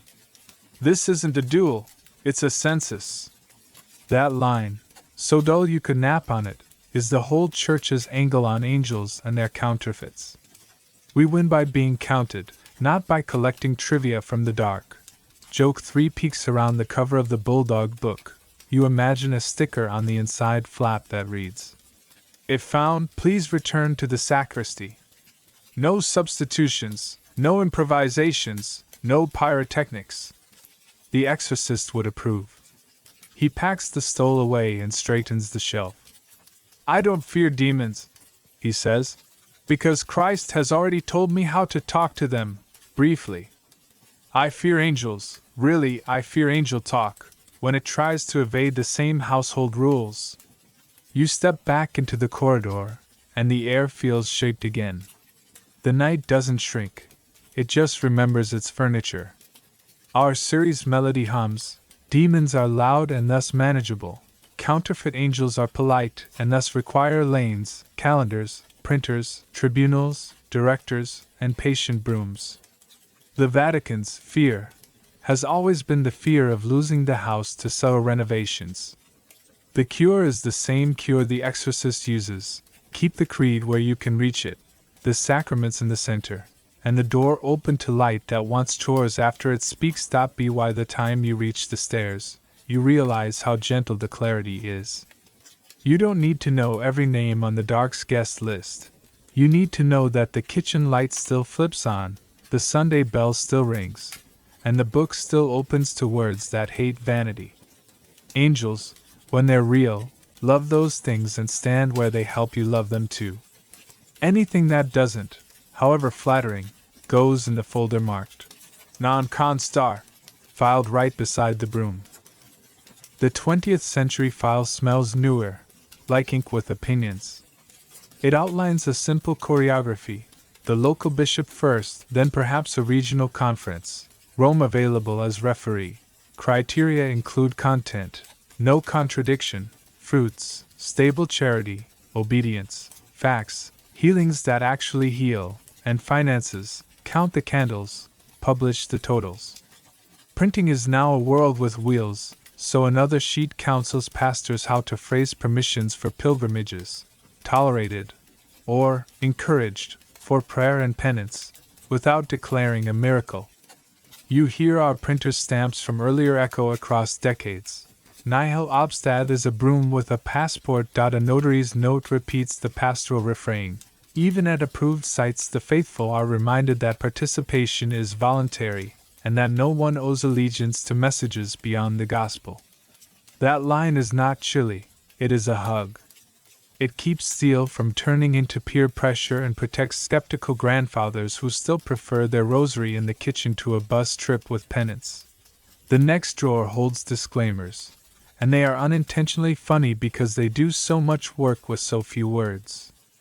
Printed with ecclesiastical permission does not imply veracity of alleged visions, says one, the typographic equivalent of a raised eyebrow. Private revelation approved for local devotion, says another, which is bureaucrat for. Sing if it helps, don't make a flag out of it. Joke 2, you picture a papal post-it stuck to a glowing cloud. Lovely, see parish for details. You pause to read a handful of letters addressed to seers. They are not thunder. They are recipes. Stay under your pastor. Avoid money and microphones. Let your confessor read your mail. Refuse any angel who makes you irritable with sacraments. Send your admirers home in time for supper. The tone is parental rather than prosecutorial, which is exactly how the church thinks it keeps houses from burning, by asking fireplaces to love their mantles. Mainstream fact slides back in wearing translation glasses. Modern catechisms and papal summaries will state baldly that so-called private revelations do not belong to the deposit of faith. Their role is to help live it more fully. Christian faith cannot accept revelations that claim to surpass or correct the revelation of which Christ is the fulfillment. You've been hearing that in prose all evening. Now you hear it in choir book font. It is the sentence that lets a grandmother keep her holy card without turning it into homework for the whole pew. You flip to a thinner bundle marked money, because money always finds the mailroom. Decrees forbid selling blessed objects, trading in relics, without documentation, and attaching temporal promises to devotions as if heaven ran coupons. The remedy, again, is not only bans but alternatives. Publish audited accounts. Appoint trustees for shrines. Encourage alms for the poor instead of angelic subscriptions. When angels are loved this way, they stop being ATMs and resume being couriers. Historians still argue whether 20th century centralization muzzled lay initiatives or rescued them from the gravity of personalities. They point to places where Rome's caution came late and places where it came early. They measure how often, non constat, was pastoral prudence, and how often it was a polite shrug that left towns self-policing. You can hold the arguments and still nod off with a principle in your pocket. The more portable the devotion, October feast, bedtime prayer, the less likely it is to sprout antlers. You ask an old Monsignor, the kind who files by smell, what he tells nervous pastors when a bright rumor starts pacing the narthex. He grins and quotes our whole series in a sentence. Keep the creed central, the calendar steady, the printer honest, the broom nearby, and feet under the same table. Then even true angels will feel at home. If the rumor can live inside those lanes, perhaps you have something. If it can't, perhaps you have theater. Joke 3 arrives with a wax seal slightly askew.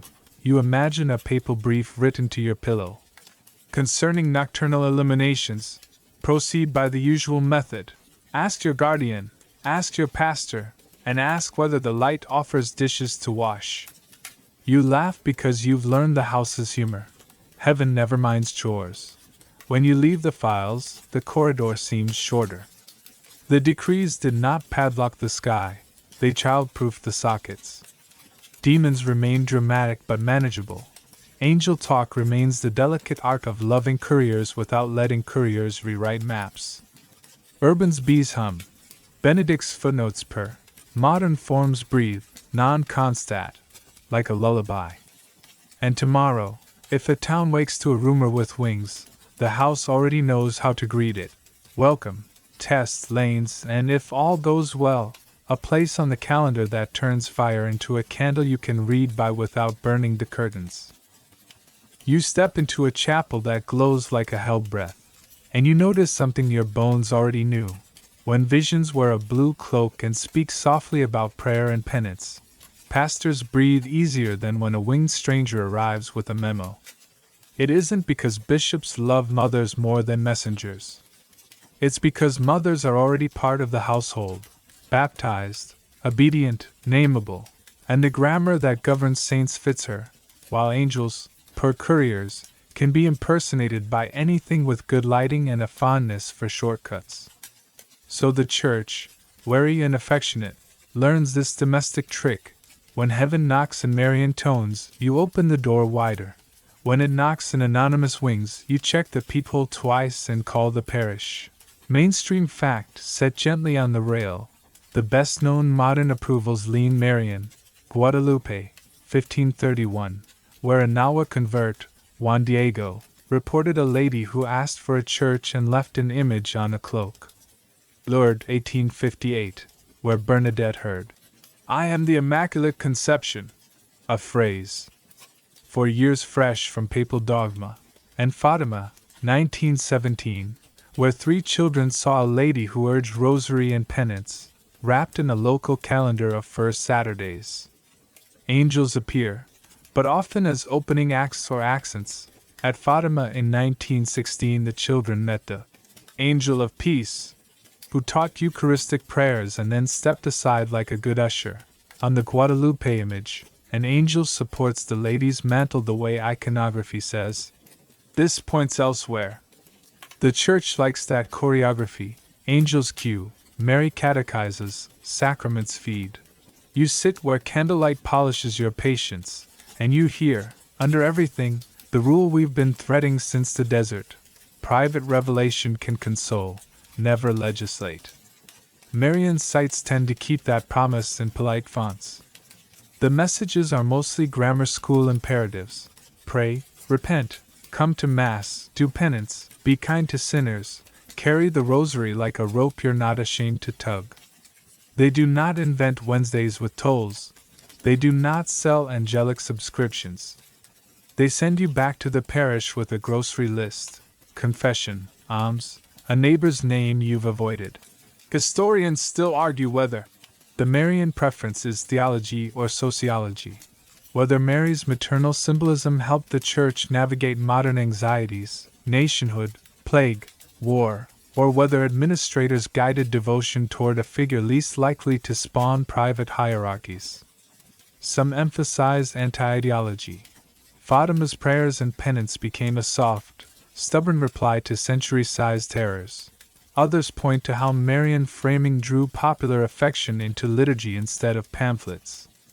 You do not need a verdict to feel the pastoral arithmetic. A lady who points to Jesus and the sacraments costs less in stationery than an angel who arrives with a syllabus. You walk the aisle and the places come to visit you. At Tepeyac, roses bloom in December, and Atilma carries an image that behaves like a sermon in colors. The bishop doesn't get a new doctrine. He gets a church to build, an altar to supervise, a catechism to translate into maize and music. At Lourdes, a girl calls the lady, that one Aquero, until the phrase, Immaculate Conception, lands like a pin on a map. Pastors recognize the cross-reference and breathe. The message harmonizes with the creed already on the page. At Fatima, sunlight plays with crowds on October 13th, and the town must learn to separate meteorology from mercy while teaching rosaries to hands that shake. Joke 1. If heaven wanted to reduce paperwork, it might have skipped the sun dance and sent a calendar invite titled Confession. Quirky tidbit for your pocket. Lourdes made tin ex votos, crutches left like punctuation marks, and water taps with instructions that sound suspiciously like the desert. Drink, wash, pray, be patient. Fatima produced a cottage industry in handkerchiefs that waved at the sun and then waved away tears at graves. Guadalupe's little paper stamps traveled on muleback and turned kitchens into geography lessons. None of that requires feathers under glass. All of it requires parishes with bathrooms and choirs. The angel-only files, by contrast, live in a thinner drawer. There are mountain sanctuaries to Michael and legends of helpful messengers, yes, and the church is happy to sing, Te Splendor, at Michaelmas and teach children to greet their guardians. But when a modern claim arrives saying, an angel told me X for the town, the examiners reach for extra tea. Why? Because Scripture warned about angels of light. Because the desert taught that obedient messengers do not bypass abbots. And because angel-focused movements too easily drift into catalogs of names and techniques. Those gray corners where invocation becomes incantation, and where even good hearts learn the wrong lesson about levers. So the household evolves a preference without saying it out loud. Put your visions in Marian clothing if you must have visions. Better still, put your zeal into October and the Rosary, where the lines are painted and the exits marked. Marian apparitions that pass muster display the fruits our manuals adore: humility in the seer, obedience to pastors, coherence with doctrine, charity in the crowd, and money that becomes alms instead of velvet tables. When an angel shows up within those frames, a prayer before Fatima, a winged supporter beneath Guadalupe's mantle, the figure behaves like a deacon, assists, points, vanishes. You lean toward the rail and hear the examiner's questions hum in the walls. Content, anything novel, or just old news in a needed key? Fruit, confessions up, gossip down? Lanes, pastor involved, calendar obeyed? Finances, books clean, vendors told to sell candles, not access? Marian sites tend to pass those with fewer footnotes, not because Mary guarantees truth, but because her script narrows the stage. The angel-only claims often spend more energy naming, I am Uriel's cousin's cousin, and less energy washing feet. Our broom loves feet. Historians still argue whether the miracle of the sun was optical, meteorological, psychological, or some blend that makes tidy categories sweat. They argue whether Guadalupe's image bears Nahuatl glyphs that catechize in native grammar or whether pious interpreters embroidered meaning after the fact. They argue about 19th century French politics peeking through Lourdes and La Salette. You can file every debate and keep the pastoral point. The approved sites teach habits, prayer, penance, sacraments, that a parish can host without outsourcing authority to a hillside. You remember our calendar from section 13 and smile. Marian feasts slide in easily. Fixed days, fixed texts, homilies that don't require new maps. A lady who says, do whatever he tells you. makes administrators drowsy with gratitude. An angel, who says, "Do whatever I told you in secret," makes them reach for the non-con stamp. Joke 2. The Chancery's unofficial motto could be, "If it rhymes with kana, imprimatur. If it rhymes with my brand, please take a seat." Even in Marian cases, the file cabinet never naps. Fatima's secrets marched through decades of careful hands. Lurid healings ran a medical gauntlet harder than exams for surgeons. Guadalupe's story grew from local piety into continental identity under watchful eyes that sometimes narrowed and sometimes danced. Approval did not crown new doctrine. It permitted public devotion with guardrails. That phrasing is the Church's love language. Yes, and instead of yes, but, with a broom leaning nearby. Quirky tidbit number 2. At Knock, 1879, a rainy tableau of Mary, Joseph, and John arrived without a single spoken word. Pastors loved the silence. No new rules, no new calendar claims, only a picture that behaved like a window and then politely closed. The inquiry took testimonies, filed them, and let the parish get back to singing. You can almost hear a Monsignor sigh with relief. A vision that doesn't talk cannot accidentally legislate. You ask yourself, because the chapel asks you, whether the Marian preference is merely safer or also truer to how grace likes to travel. Mary, after all, is the Church in miniature, receptive, obedient, bearing Christ to kitchens and roads. Angels are glorious couriers, but their very nature invites misidentification by the ambitious. Marian devotion, done well, domesticates light, turns it into rosary beads, processions that end at altars, kitchens that pray while water boils. That is the kind of glow administrators trust, the sort that spoils nobody for Sunday. Joke 3 tiptoes past the votive rack. If a bright visitor insists on being the headline, ask it to carry a candle at the back of the procession. If it smiles and falls in line, you've met a friend. If it declines and requests a microphone, you've met your printers next. No, thank you. When you leave the chapel, the night is the same size, but your steps sound different. The fear that angels might hijack loyalty has been, in this room, turned into choreography. Let Mary teach, let angels escort, let parishes host, let calendars govern, let printers print hymnals instead of headlines. If a message belongs, it will love that dance. If it doesn't, the broom knows what to do. You walk on, counting beads you don't have to carry, because the pattern is already in your pockets. Pray, repent, keep Sunday, hold the rail, and let the courier vanish when the letter is read. You cross a threshold where the carpet hushes like velvet counsel and the lamps are set to thoughtful.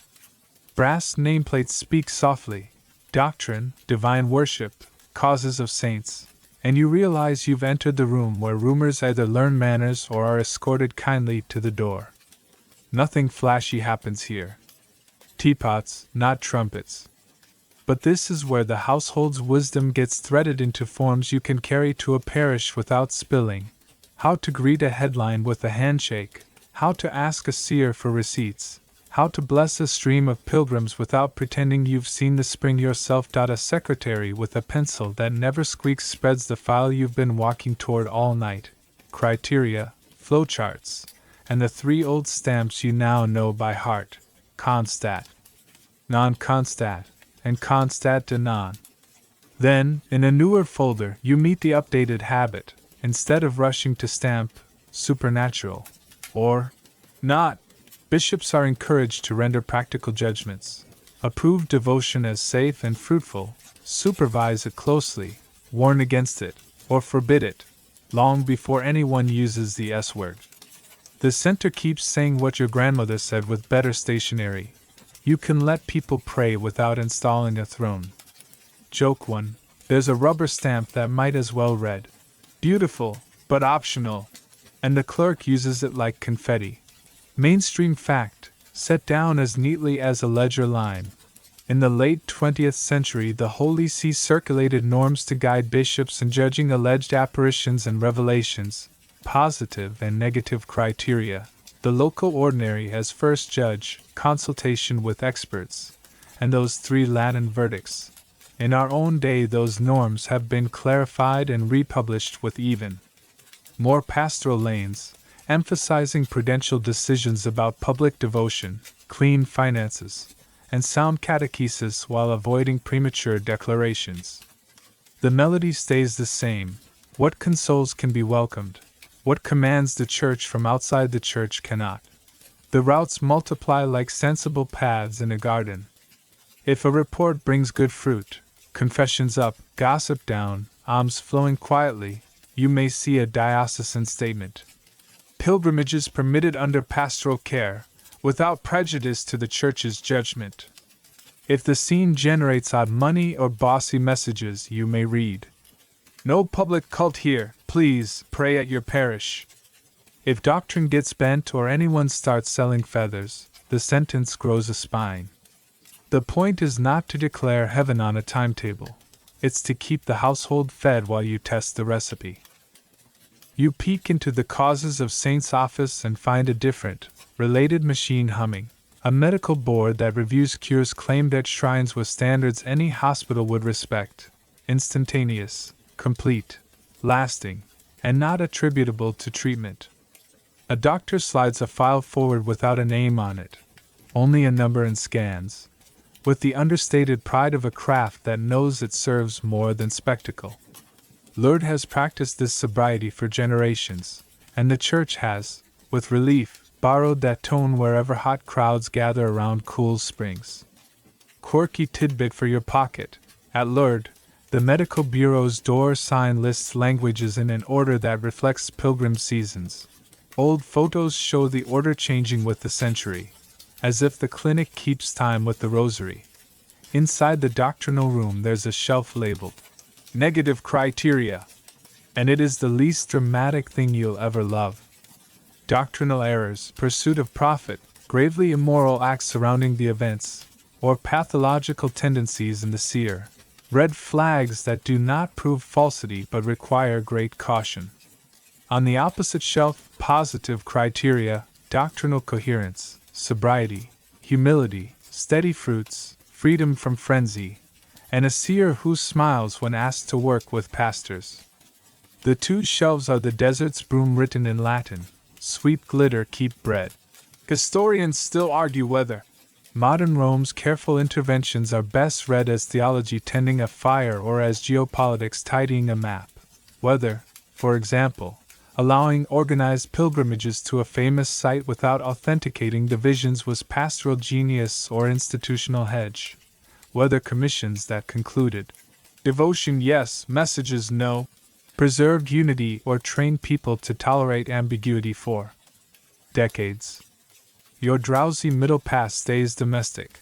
Houses with many rooms need valves more than valves need applause. The money page is bolder than you expect. Who holds the cash box? Are accounts published annually? Are vendors selling sacramentals with promises attached? Are donations routed to parish and poor, with trustees who can count without blushing? If you want to see administrators purr, show them a shrine budget that looks like a school's, modest, audited, and explained in last Sunday's bulletin. If you want to see them reach for the red pen, whisper, angel subscriptions, and watch the eyebrows do theology, the protocols also choreograph speech. Pastors are counseled to avoid the word miracle, like a teenager avoids chores, until the process is done. Favors and graces are safer words. They name gifts without forcing God into a headline. Pilgrimages are framed as chances for prayer and penance, not tourism with wings. And every permission comes with the household's favorite refrain, "Nothing here adds to the faith. If it helps you believe what we already sing, sing. If not, be at peace." Joke 2. You imagine a little bookmark the dicastery tucks into seers' journals. Please hydrate, tithe quietly, and avoid the imperative mood. The human choreography is gentler than rumor suggests. A bishop appoints a commission, doctors, theologians, a psychologist who knows the difference between ecstasy and exhaustion, a canonist who loves receipts, and a pastor who can smell a healthy line at the confessional. The seer meets them with a confessor nearby. Diaries are read. Phones are set aside. A season passes. The first statement never tries to settle the cosmos. It just draws a fence that keeps kitchens safe while letting sincere people pray. The second statement may prune a vendor table, praise the rosary, and ask for more time. Meanwhile, the dicastery for the doctrine of the faith sits like a balcony where you can see the stage and the exits. It rarely grabs the microphone early. It prefers to help the local bishop speak well. When asked, it reviews the file, consults its own experts, and sometimes suggests that a devotion be curated, watched and accompanied, rather than crowned. If the matter grows noisy, a commission with a good chair is named. The chair writes like a careful father. And whatever the result, the sentence never changes. Nothing new is binding. If this helps, we will help you do it safely. Mainstream fact returns with the shrug of sensible shoes. In the modern period, the Holy See has created and refined dicasteries, bureaus that, among other tasks, review alleged supernatural phenomena, advise bishops, and publish norms. Beatification miracles pass through a medical consulta. Liturgical recognition rides on the congregation, now dicastery, for divine worship. And the doctrinal dicastery keeps the common rule on the table. No private revelation outranks the creed. The names and seals have changed fonts over the centuries. The lanes have not. You ask about communications, because printers now fly. The answer is the same one you heard in the press room. Publish calmly, early, and often. Remind people what the church has actually said. Say, no, only when you must. Say, not yet, more than you think. And say, pray with the parish. Every time. A good diocesan website. Plain fonts, clear paragraphs, exact phrases. Prevents half the pamphlets you used to have to confiscate by hand. The broom has become a style guide. The secretary smiles when you ask the question no form will admit. How do you sleep when the file is still open? By keeping Sunday boring, she says. If Sunday stays strong, word, homily, creed, Eucharist, any true light will love to live under it. Any false light will hate the shadow. Time will show you which it is. That sentence is the long summary of the household's fears and cures. Demons are noisy and obey the right. Angel talk can be charming and must be nursed inside the family until it either learns to help with dishes or learns the way out. Quirky tidbit number 2. Somewhere in this building a drawer holds sample seals for authenticate. Tiny red suns impressed with saints and bees. Alongside a plain handheld labeler the staff used to mark working folders. Non-constat. The juxtaposition is the church in thumbnail. Ceremony when it helps, stickers when they do. Joke 3 pads and wearing felt slippers. You imagine a door placard outside the meeting room. Welcome, alleged phenomena. Please take a number, receive some water, and be prepared to love parish schedules. You laugh because you've learned that this hospitality is the point. True lights are patient. Counterfeits are not. When you leave, dusk has settled like a shawl over the Tiber of your imagination. You carry no new doctrines, only a stronger affection for the household that insists on lanes. Angels, real ones, will not mind. They never did. They are couriers, not editors. The protocols you saw are not suspicion as a personality. They are love wearing a watch, counting candles, and making sure the poor get paid before the printers do. You step into the corridor, where a broom leans against a filing cabinet labeled non-constat, and you know, as surely as the parish knows when to ring for vespers, that the safest miracles in this house are the ones that can survive forms, budgets, and a patient. Not yet. You reach the end of the corridor and find, not a throne room, but a kitchen big enough to feed a city. Copper pots winking, bread cooling, a calendar pinned by a wooden spoon. It dawns on you that this is the answer you've been walking toward. The church is not a museum of wings or a panic room for thunder. It is a household that survives because it knows how to turn bright interruptions into supper. And supper, bless it, obeys recipes. You stand where the light from a high window turns flour into weather and you say, finally aloud, what our whole night has been humming. Demons are useful enemies. They arrive loud, trip the old wires, and submit to a rite that loves clarity. Angels, especially the talk about them, are risky friends. The counterfeit versions arrive with compliments, private lanes, and a fondness for skipping the sink. Rome did not fear heaven's couriers. Rome feared losing the kitchen to polite renovations. You inventoried the tools that kept the house, scripture's rails. Even if an angel, the desert's broom. Ask your superior, the 9 choirs lanes, glory with traffic rules, Michael's calendar, surprise us on schedule, tribunals and handbooks, fruit before fireworks, printer's stamps, nihil obstat like a dustpan, Jesuit weather reports, origin, middle, end, and the parish's bedtime handshake with guardian angels, companionship without a microphone. The more these tools work together, the less anyone needed velvet domes and glossy newsletters.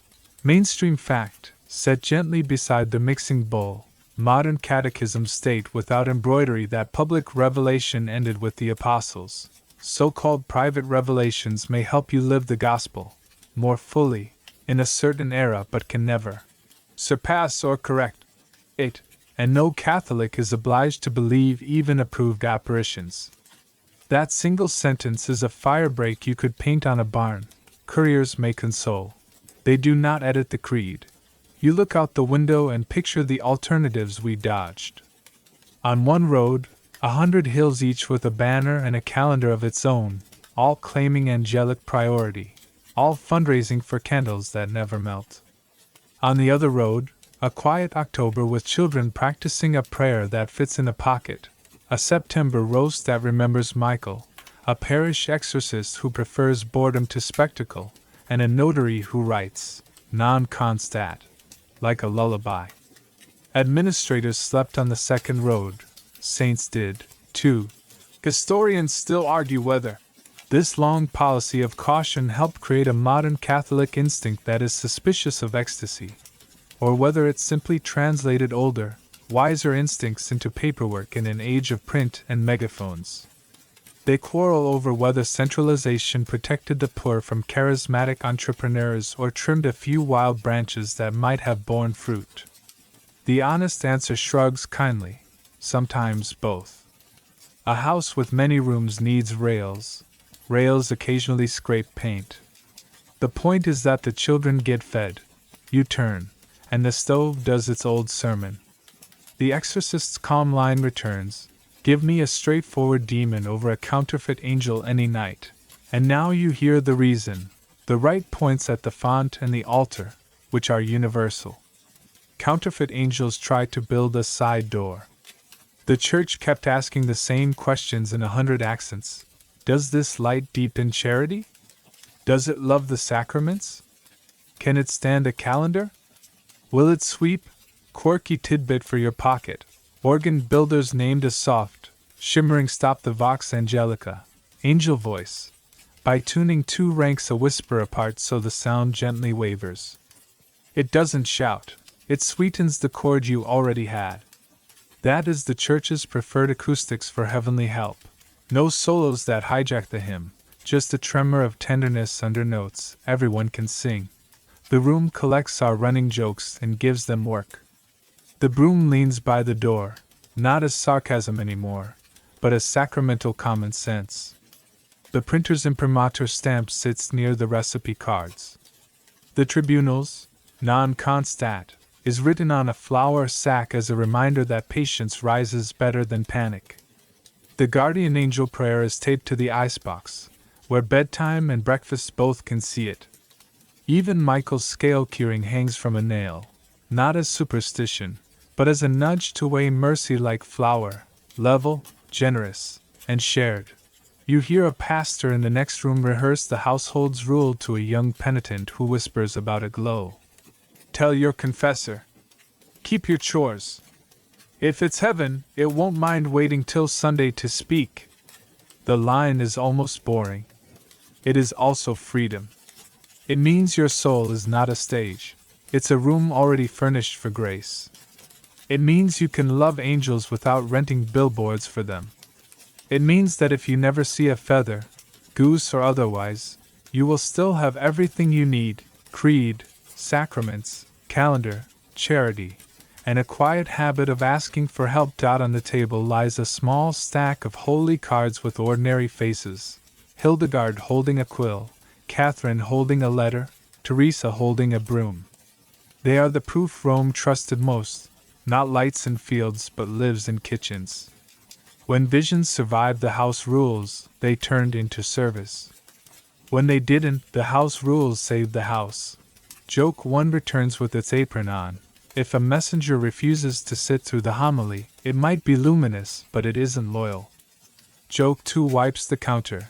If your angelic devotion comes with tiered membership benefits, please see the parish treasurer about donating directly to the poor. Joke 3 rings the supper bell. If the light won't carry a candle at the back of the procession, it probably wants a stage, not a sanctuary. The oven door opens. Warm air with a hint of anise rolls out. You realize this is the paradox tamed. The Vatican feared angels more than Satan. In the same way, a parent fears an unattended match more than a thunderstorm. Thunder is loud and mostly outside. Matches are small and, left alone, very good at finding curtains. The church learned to keep the matches next to the sink and to teach children that fire belongs on candles that serve a table everyone can reach. So you set out plates. You straighten the calendar. You place a card with the guardian angel prayer at each setting like a napkin folded into a smile. You hum the Vox Angelica without an organ. In the window, dusk climbs the glass, polite as a choir. You find yourself grateful that heaven's couriers were made to feel at home without being allowed to redecorate.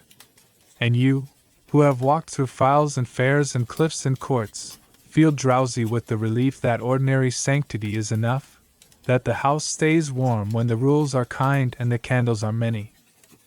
Let the kitchen quiet down now. Let the last tray slide into its nook and the clock in the hall tick with that soft, even patience you can almost lean your cheek against. You stand in the doorway a moment longer and watch the little flame by the sink, the one in a red glass, steady itself after a draft. It is a small flame, undramatic, and it tells you the whole story in one slow breath. The room is watched, the night is friendly, the house remembers you. Breathe a little deeper. The benches along the wall stop being benches and become invitation. Places where tomorrow's coats will drape and tonight's worries will fold themselves into quieter shapes. Imagine the floor cool and clean beneath your soles, the kind of clean that happens because many hands, not one heroic pair, took turns with a bucket. See the calendar hanging where you can touch it, squares of promised music and ordinary bread. Nothing urgent. Nothing secret. Just time arranged so it can keep you. Let your shoulders lower as if someone has lifted a tray from your arms. You can put down the questions now. You have a way to test bright things, and the bright things that are real will be happy to wait. If a thought arrives, let it pass under the same calm lamplight as the rest. No rush, no whisper. The house has its lanes, and anything meant for you will find the table with your name on it. When you finally turn out the lamp, let the room become shadow stitched with memory, a broom leaning, a card with a small prayer, a calendar that knows your weeks. You are not alone. If you like, whisper that tidy bedtime line, Angel of God, my guardian dear, and let the vowels round and soften until they are more exhale than speech. The door clicks gently. The world folds small. Sleep comes in as if it has keys.